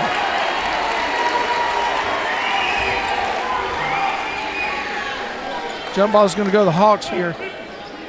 You can see on your fantastic Tradio scoreboard that's telling you exactly what's going to happen. Put that plug in there. Okay, it looks like Lucero at the top for the Hawks. Over to Bowers on the right side. He's got some good-looking shoes, too. Bowers, number 10. Reverse dribble. They got a cutter right there for Norman. What a play. That's an excellent play. Reverse layup. There's a shot. Get in there, ball. That's 3. Armon Almutter. Bang! Hits it from the football field right behind the donut shop. Bam! Oh, good stop right there. Good quick hands. Mustangs with a steal. That's what we got to have here, guys. Oh, he missed a little short jumper. Great defense right there. Tempo's up, both teams. There's a layup or 2. Oh, he's on the line. Yes, Mustangs ball. All right, 47-35 now. White ball.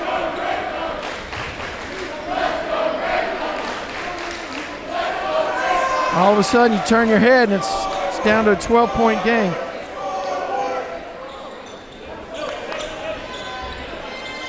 Up top to CJ, across to Co. Co takes the dribble at the top. CJ sets pick, rolls off of it.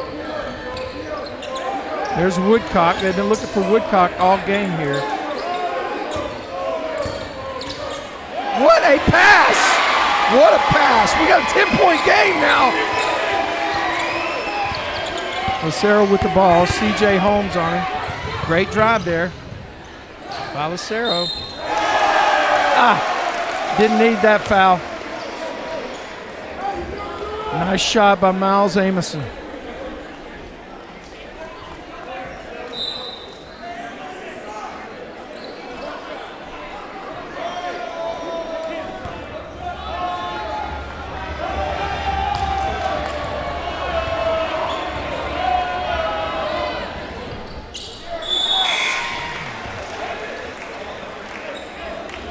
All right, so 50-37 here. Number 32, Clyde Cummins checks back in for the Hawks. He saw some time in the front. On the floor for the Hawks, Bowers, Lucero, Cummins, Norman, and 24, Zachariah. On the floor for the Mustangs, CJ Holmes, David Coe, both Almutter twins. Bam! Armon Almutter hits a bomb from Bottle Cap Alley. Bam! Wow. Fantastic. Mustangs playing some real aggressive D. Gagowski over there waiting to come in. I don't know what we got here. Oh, we got I think we got some kind of foul. I think we got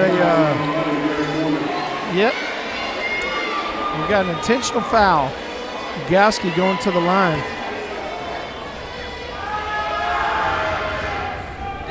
Gagowski drains it. He gets another one too. I'm not sure if the Mustangs get possession or not. I don't know exactly how that works. I think it was an intentional foul after the shot. I don't know. Bam! Gagowski in the clutch. This is an 8-point game now. Yes. Mustangs ball.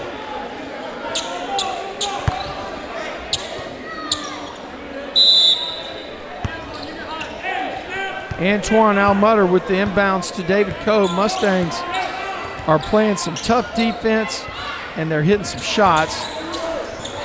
Back to Coe. He drives the baseline. Gets his own rebound and puts it back. This is a 6-point game. 50-44. He traveled. Took 2 steps before he drove. Wow.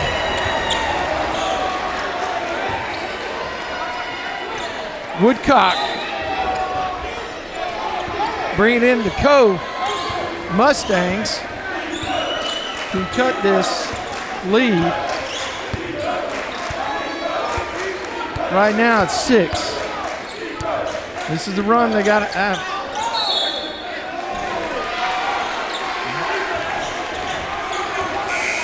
White ball.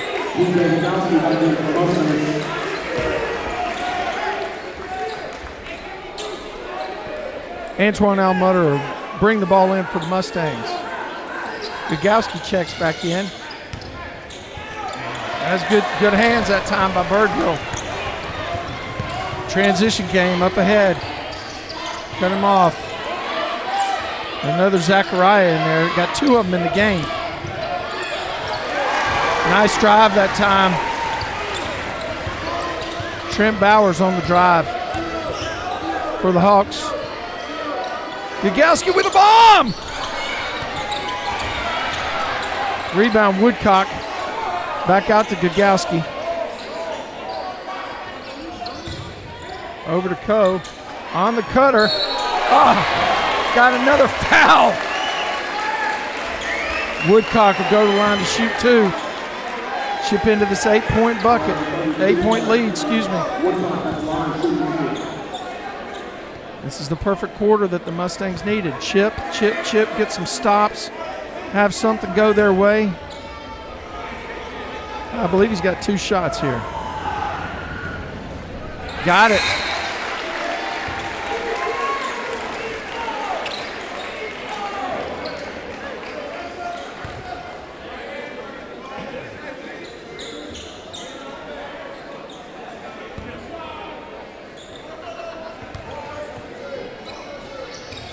Drained it.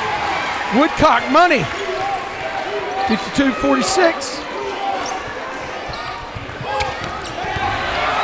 Mustangs with a steal. And then throw it away.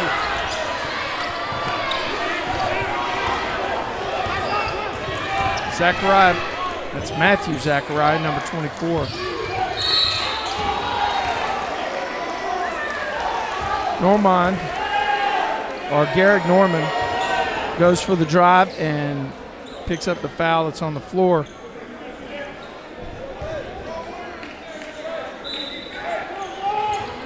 Lucero with the inbound to Matthew Zachariah. Over to Lucero. Normand inside.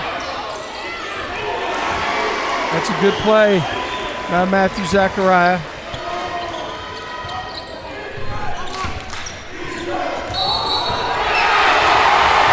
It's a block. The bucket counts. He's going to get a chance to cut this to a 5-point game.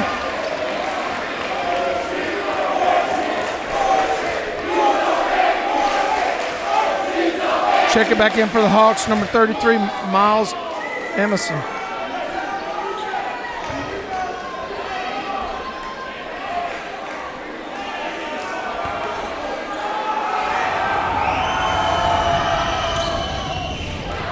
Missed it.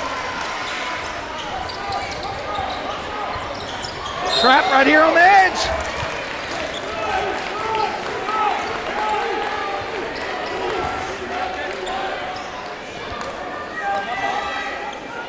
Now, they still only have.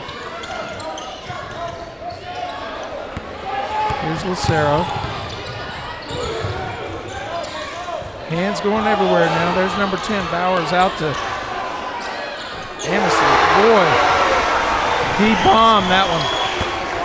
That's a 3-point dagger right there. I tell you what, it's a great shot. Mustangs got the save. Bam! Antoine Almutter hits it from Prosperity Bank on Main Street.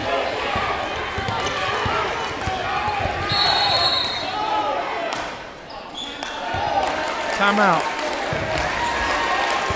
Wow. The intensity. We got a sign. Sign on the court. All right. 6-point deficit. Wow. Just kind of want to remind you folks out there, the score was 45 to 28 at halftime. 17-point differential. So the Mustangs have held the Hawks to 12 points here in the third period, and the Mustangs have scored 23. Wow, fantastic.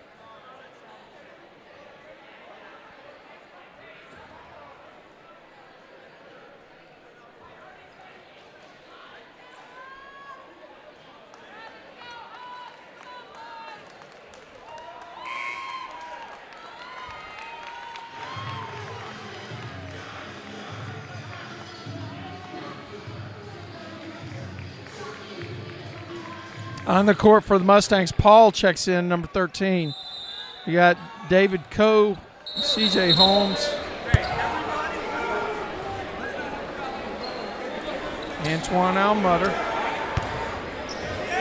Armand Almutter,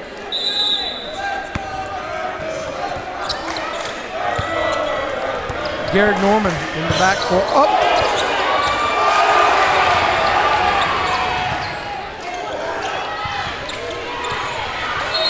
Great defense right there by the Mustangs. You never want to be in that high corner. That's trapping material.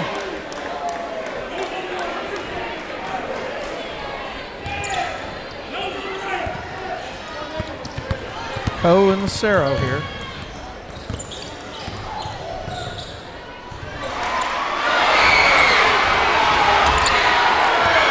And Coe fights it out. Goes down to CJ for the 2-point bucket. It's a 4-point game.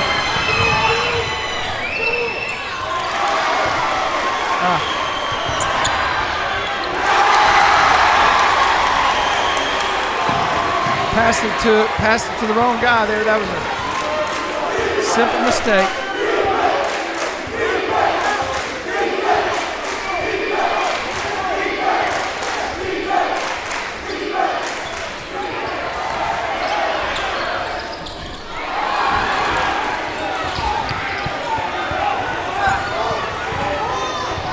Zachariah dribbling up,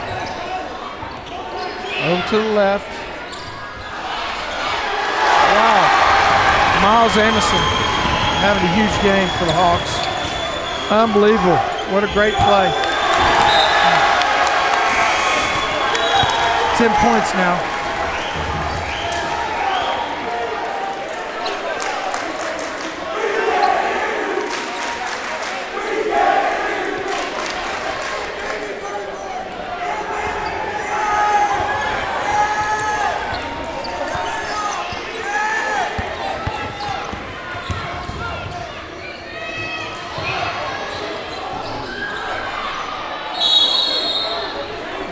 White hit the top of the backboard.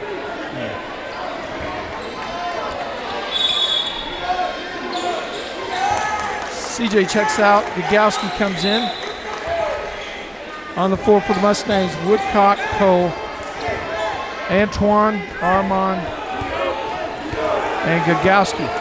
G3PO in the game. G3PO in the house. Get in there, baby. Yeah! There he is! G3PO! Bam! He hit that from Krispy Kreme!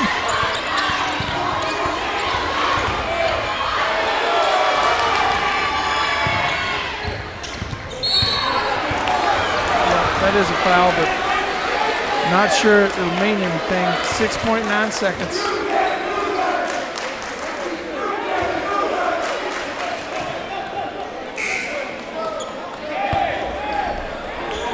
CJ checks in for Gagowski. G3PO heads to the bench to take a rest. 6.9 seconds. 7-point game here. Wow, this guy's been on fire. Wow.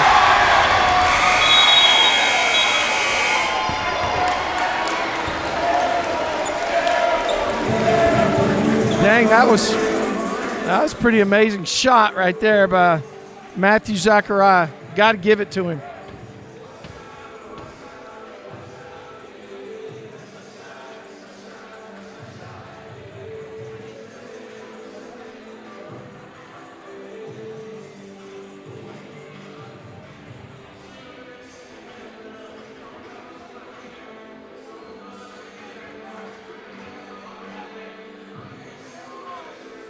Well, you got to like this score a lot better than the score at halftime. It's Hawks 65, Mustangs 56, 9-point deficit. Mustangs have trimmed off the 8-point gap, 8 off the 17. Going to have to be a little more aggressive than that, though. Need to trim 11 here and finish on the top side of the score. Man, got a lot of intensity on the floor by both teams. Fantastic game.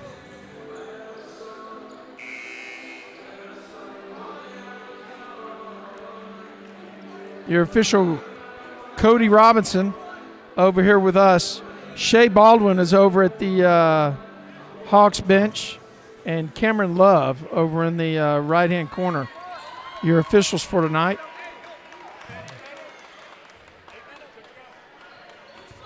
Cody Robinson hands the ball to Antoine Allmutter, and David Coe brings it in. Over to Woodcock. Gugowski's in.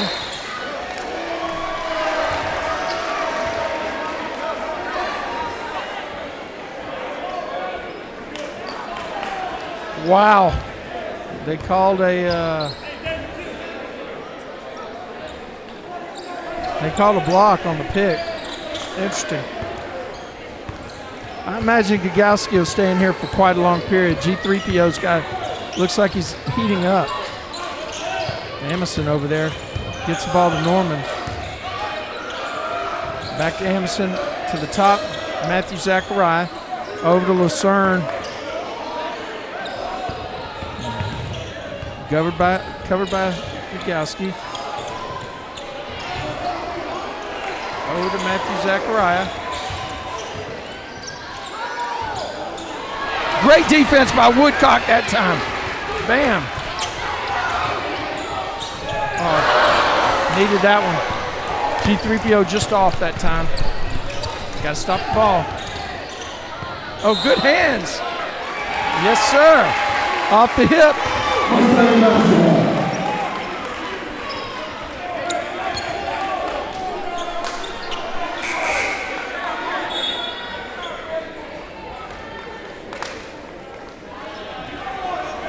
Amison heads to the bench for a breather, checking in number 32, Clyde Cummins for the Hawks. Cummins, Bowers, Norman, Matthew Zachariah, and Lucero.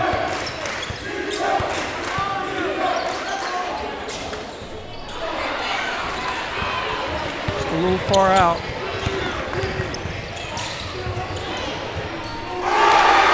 Wow, that's a tough one, 68.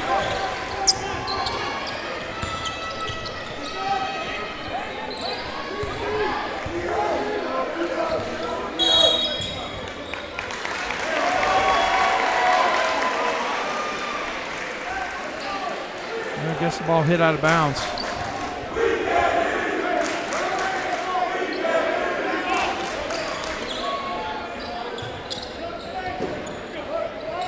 Need some Mustang magic here inside of Gym 1. 6:20 to go.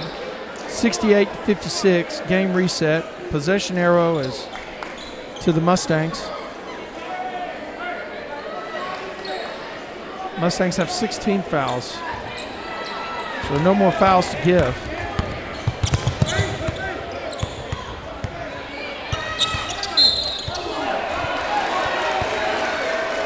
Tough call right there.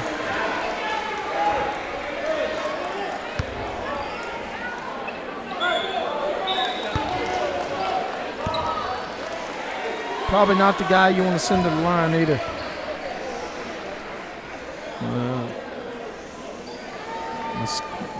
The last game that I saw,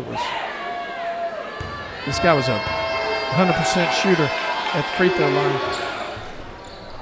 Oh, that one rattled around a little bit.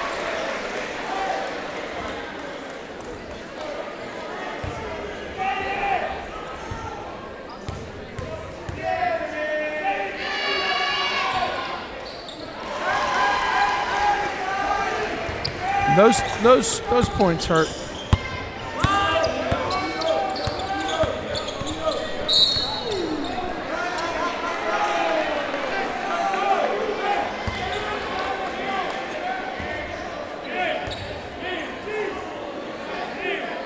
Yeah, it looked like that was a foul on Norman that time. Don't know how many he has. I haven't been keeping up with it.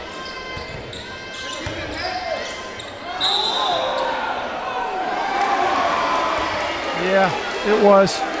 When he looks at the film tomorrow, Matthew will see it. Looked like he changed pivot feet.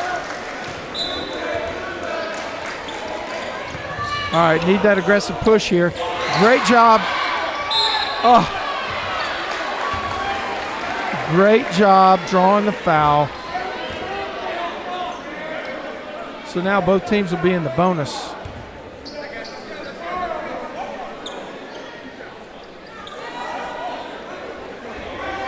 Antoine Almutter will be shooting 2, and the clock stopped while he does it, and that's the kind of stuff the Mustangs need to have happen. So they've got to get in there on those free throws now.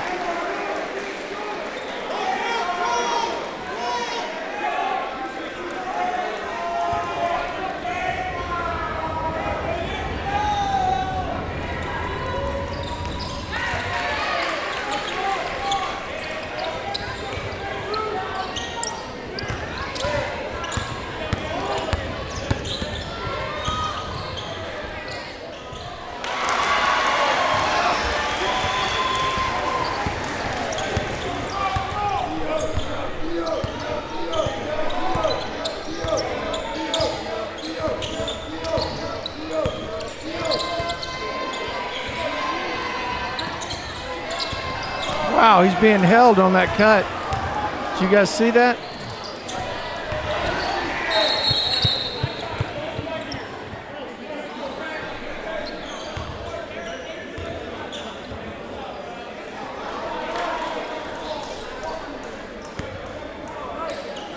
Matthew Zachariah, it looks like Matthew Zachariah hurt something. Looks like he turned something, boy. He is not, he's grimacing in pain there. Yeah. I don't know if he had a cramp or what.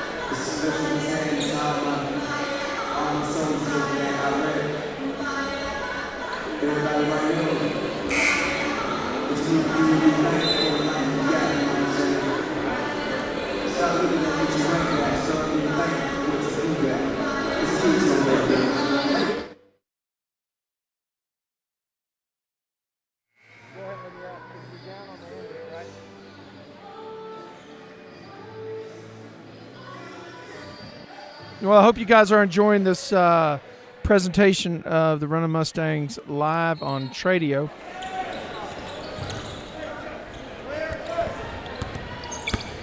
Hawks are playing excellent basketball. Mustangs are playing intense basketball. This is a great game. 15-point lead doesn't feel secure right now for the Hawks. Mustangs keep chipping. I don't understand how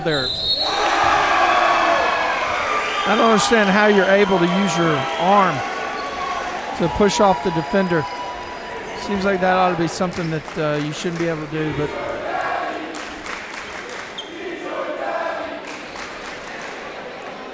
that goes for both sides. I think they ought to do.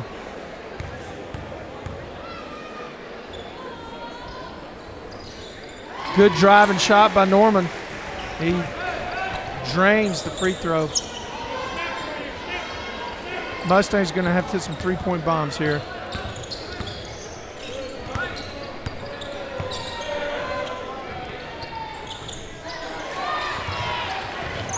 Yep. shot compass has gone on another boat, sailed away. There's a great rebound by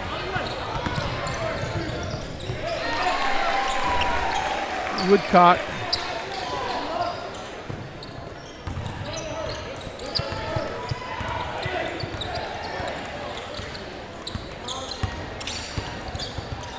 Good defense by Armand Almutter that there. Slap that ball out. Wow.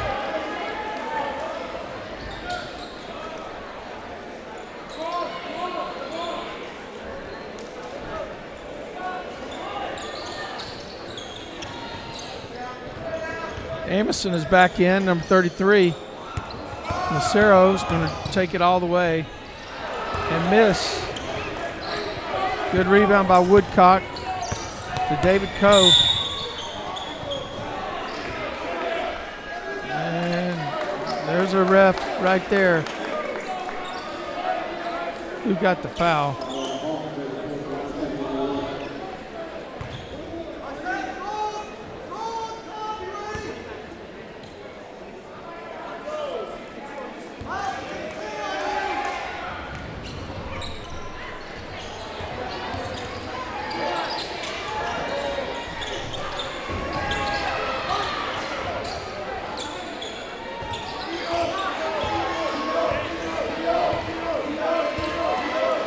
When the Mustangs look at the rebound statistics tomorrow, they are going to be pleasantly surprised.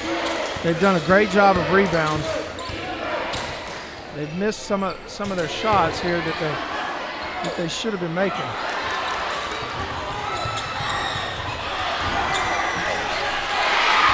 Mustangs drop it in for 2.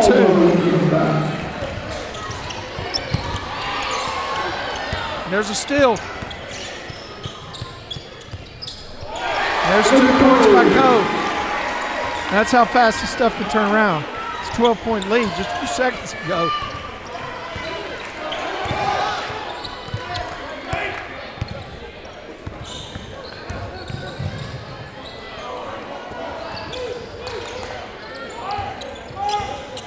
Hawks are going to work on killing some time here.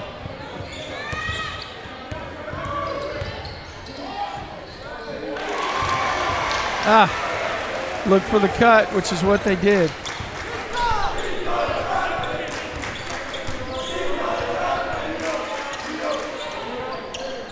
Get a bucket. CJ out-rebounded. There's Armand, and he misses it.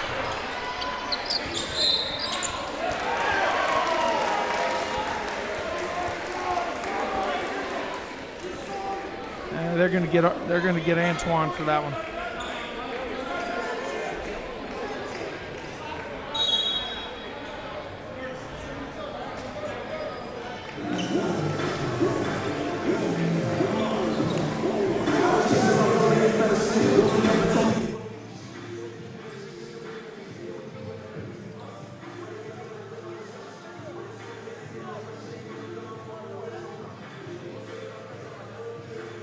So the Mustangs do have the possession arrow.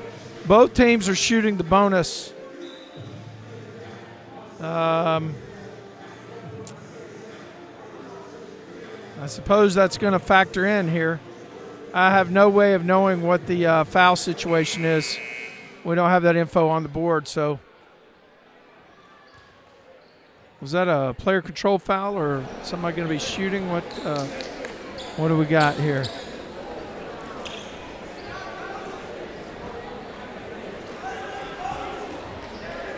Garrick Norman's got cool shoes on too. I guess everybody's got their own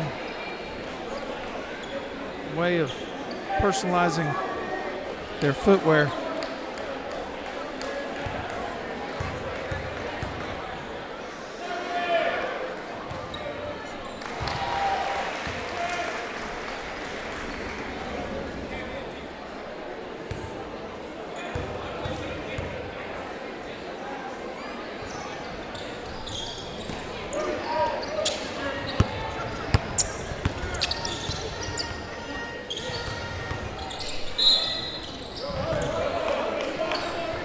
Antoine takes it to the stick. And I don't know who's going to get the foul. Looks like number 11. Okay. I don't know how many Norman has, but they need to take it to him.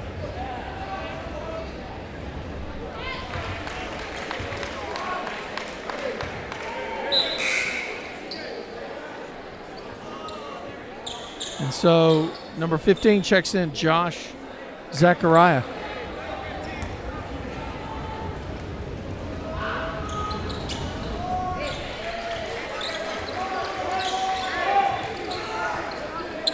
.13 game here.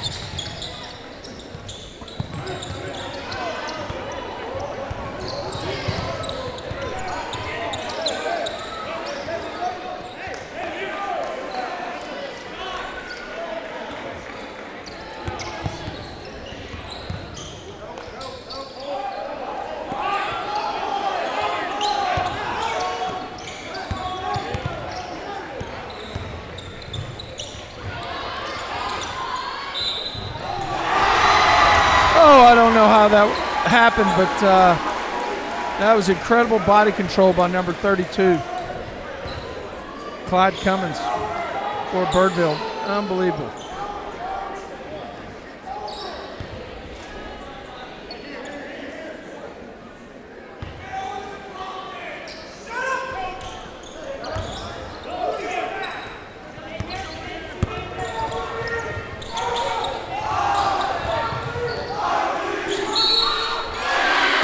An and one.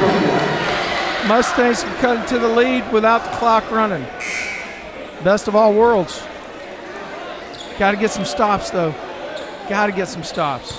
It's going to be tough now because Birdville's gone into the passing game here.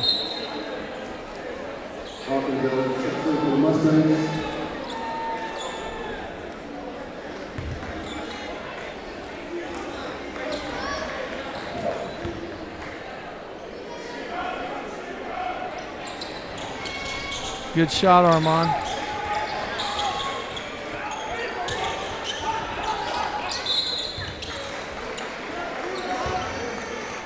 I think that's probably who they wanted to foul, number 15.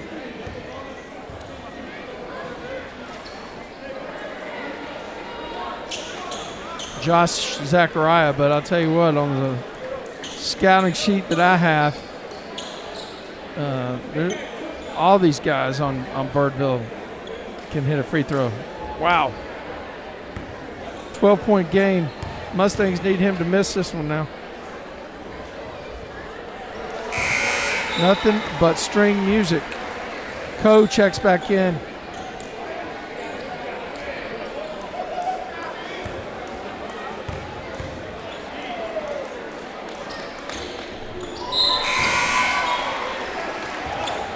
Zachariah makes both of them. Josh Zachariah back up to a 14-point lead.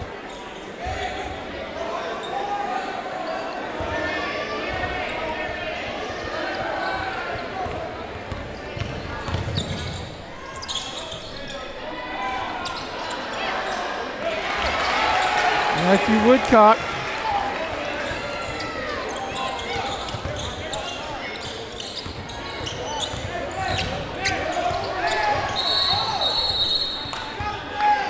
Got a collision on the side. I guess they called timeout before the collision happened. So probably a good timeout by Birdville. Not so much if you're Grapevine because they had the trap in place. You got your ambient down?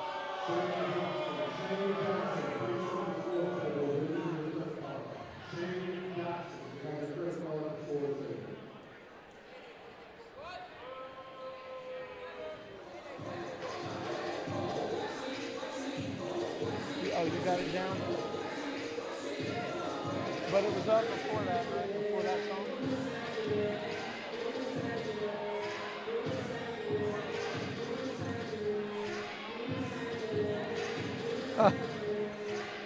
Please do get Tim dancing down here, you know? Yeah.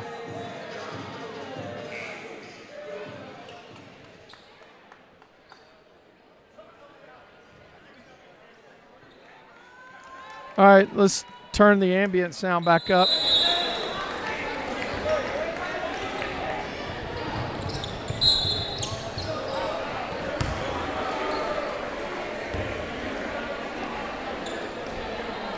All right, Miles Amison goes to the free throw line for Birdville.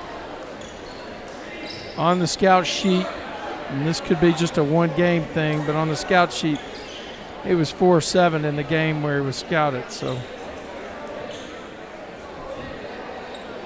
game or games.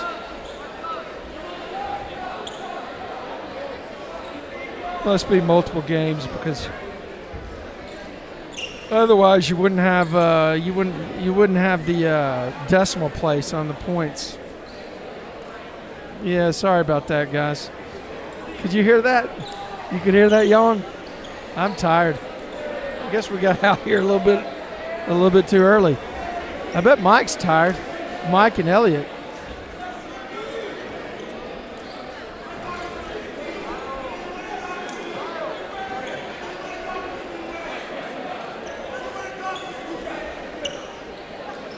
G3PO checks in.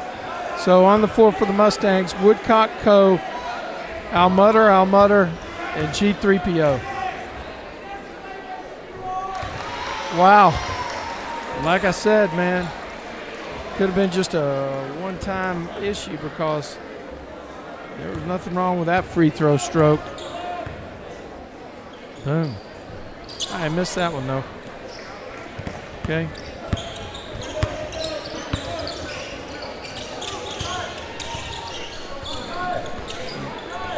Got it. Good job right there by Matthew Woodcock drawing the foul. Wow. Clock's going to stop. He's going to be shooting 2 at the line. Everybody's in the double bonus now. Every foul from here on out is going to be 2 shots.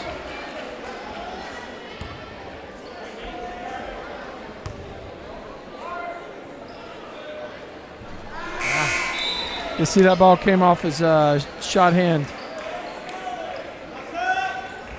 with a little weird spin on it. So Hakajo's checked back in. Boom. Rebound to the Mustangs, though.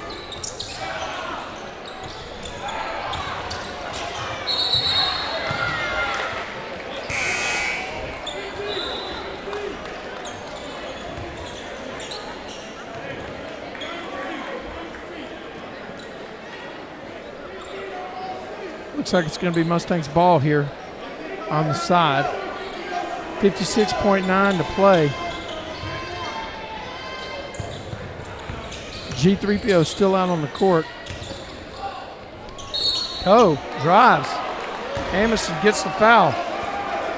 That could be his 5th. Yeah, he's headed to the bleachers. I think he's done. What a great game, though. I'm impressed. Okay.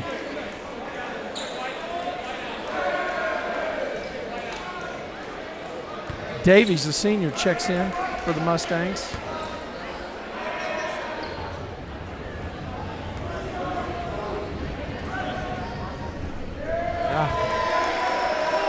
Mustangs can't buy free throws or shots tonight. Wow. Having a hard time.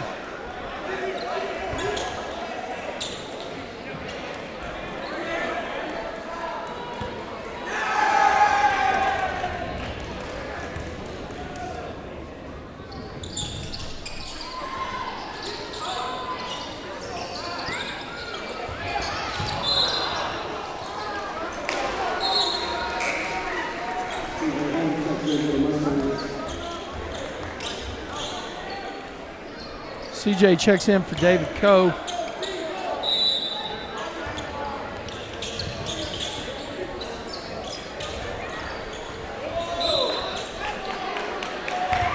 .48. Mathematically, we're not done yet.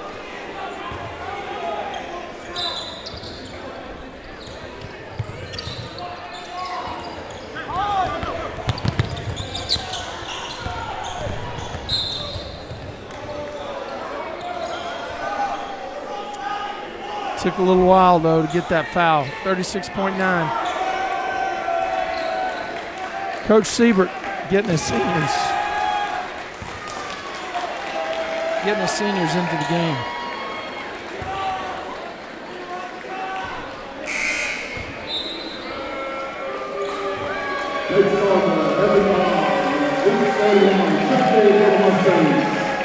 Let's hear it for your seniors.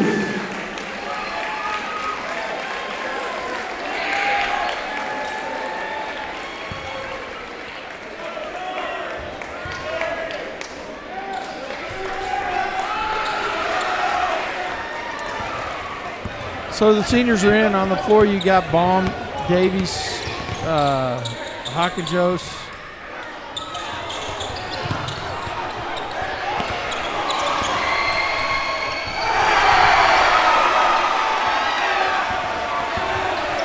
Yep, and we got that on video.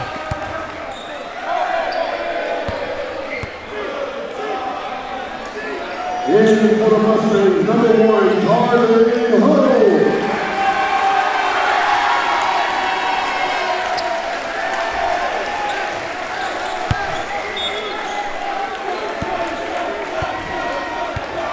San Juan checks in, number 2.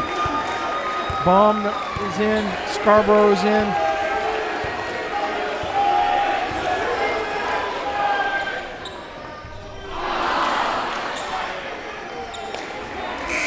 And that's it.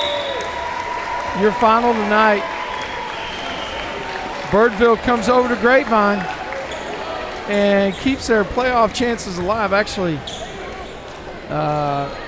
now, if I understand how things work, Birdville's 9-5, Grapevine's 9-5, and since Birdville took both head-to-head competitions, they may have a higher seed than Grapevine.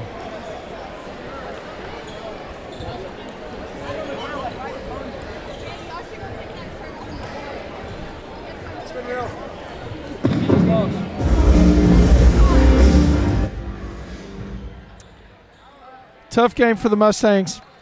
A lot of intensity in both halves, a lot of effort. I mean, shoot, 85-70 was the final score. You don't see that kind of scoring in a high school basketball game too often. So that was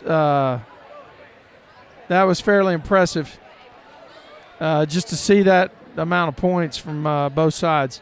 But you got to give credit to Birdville. They came out here and they hit their shots in the first half.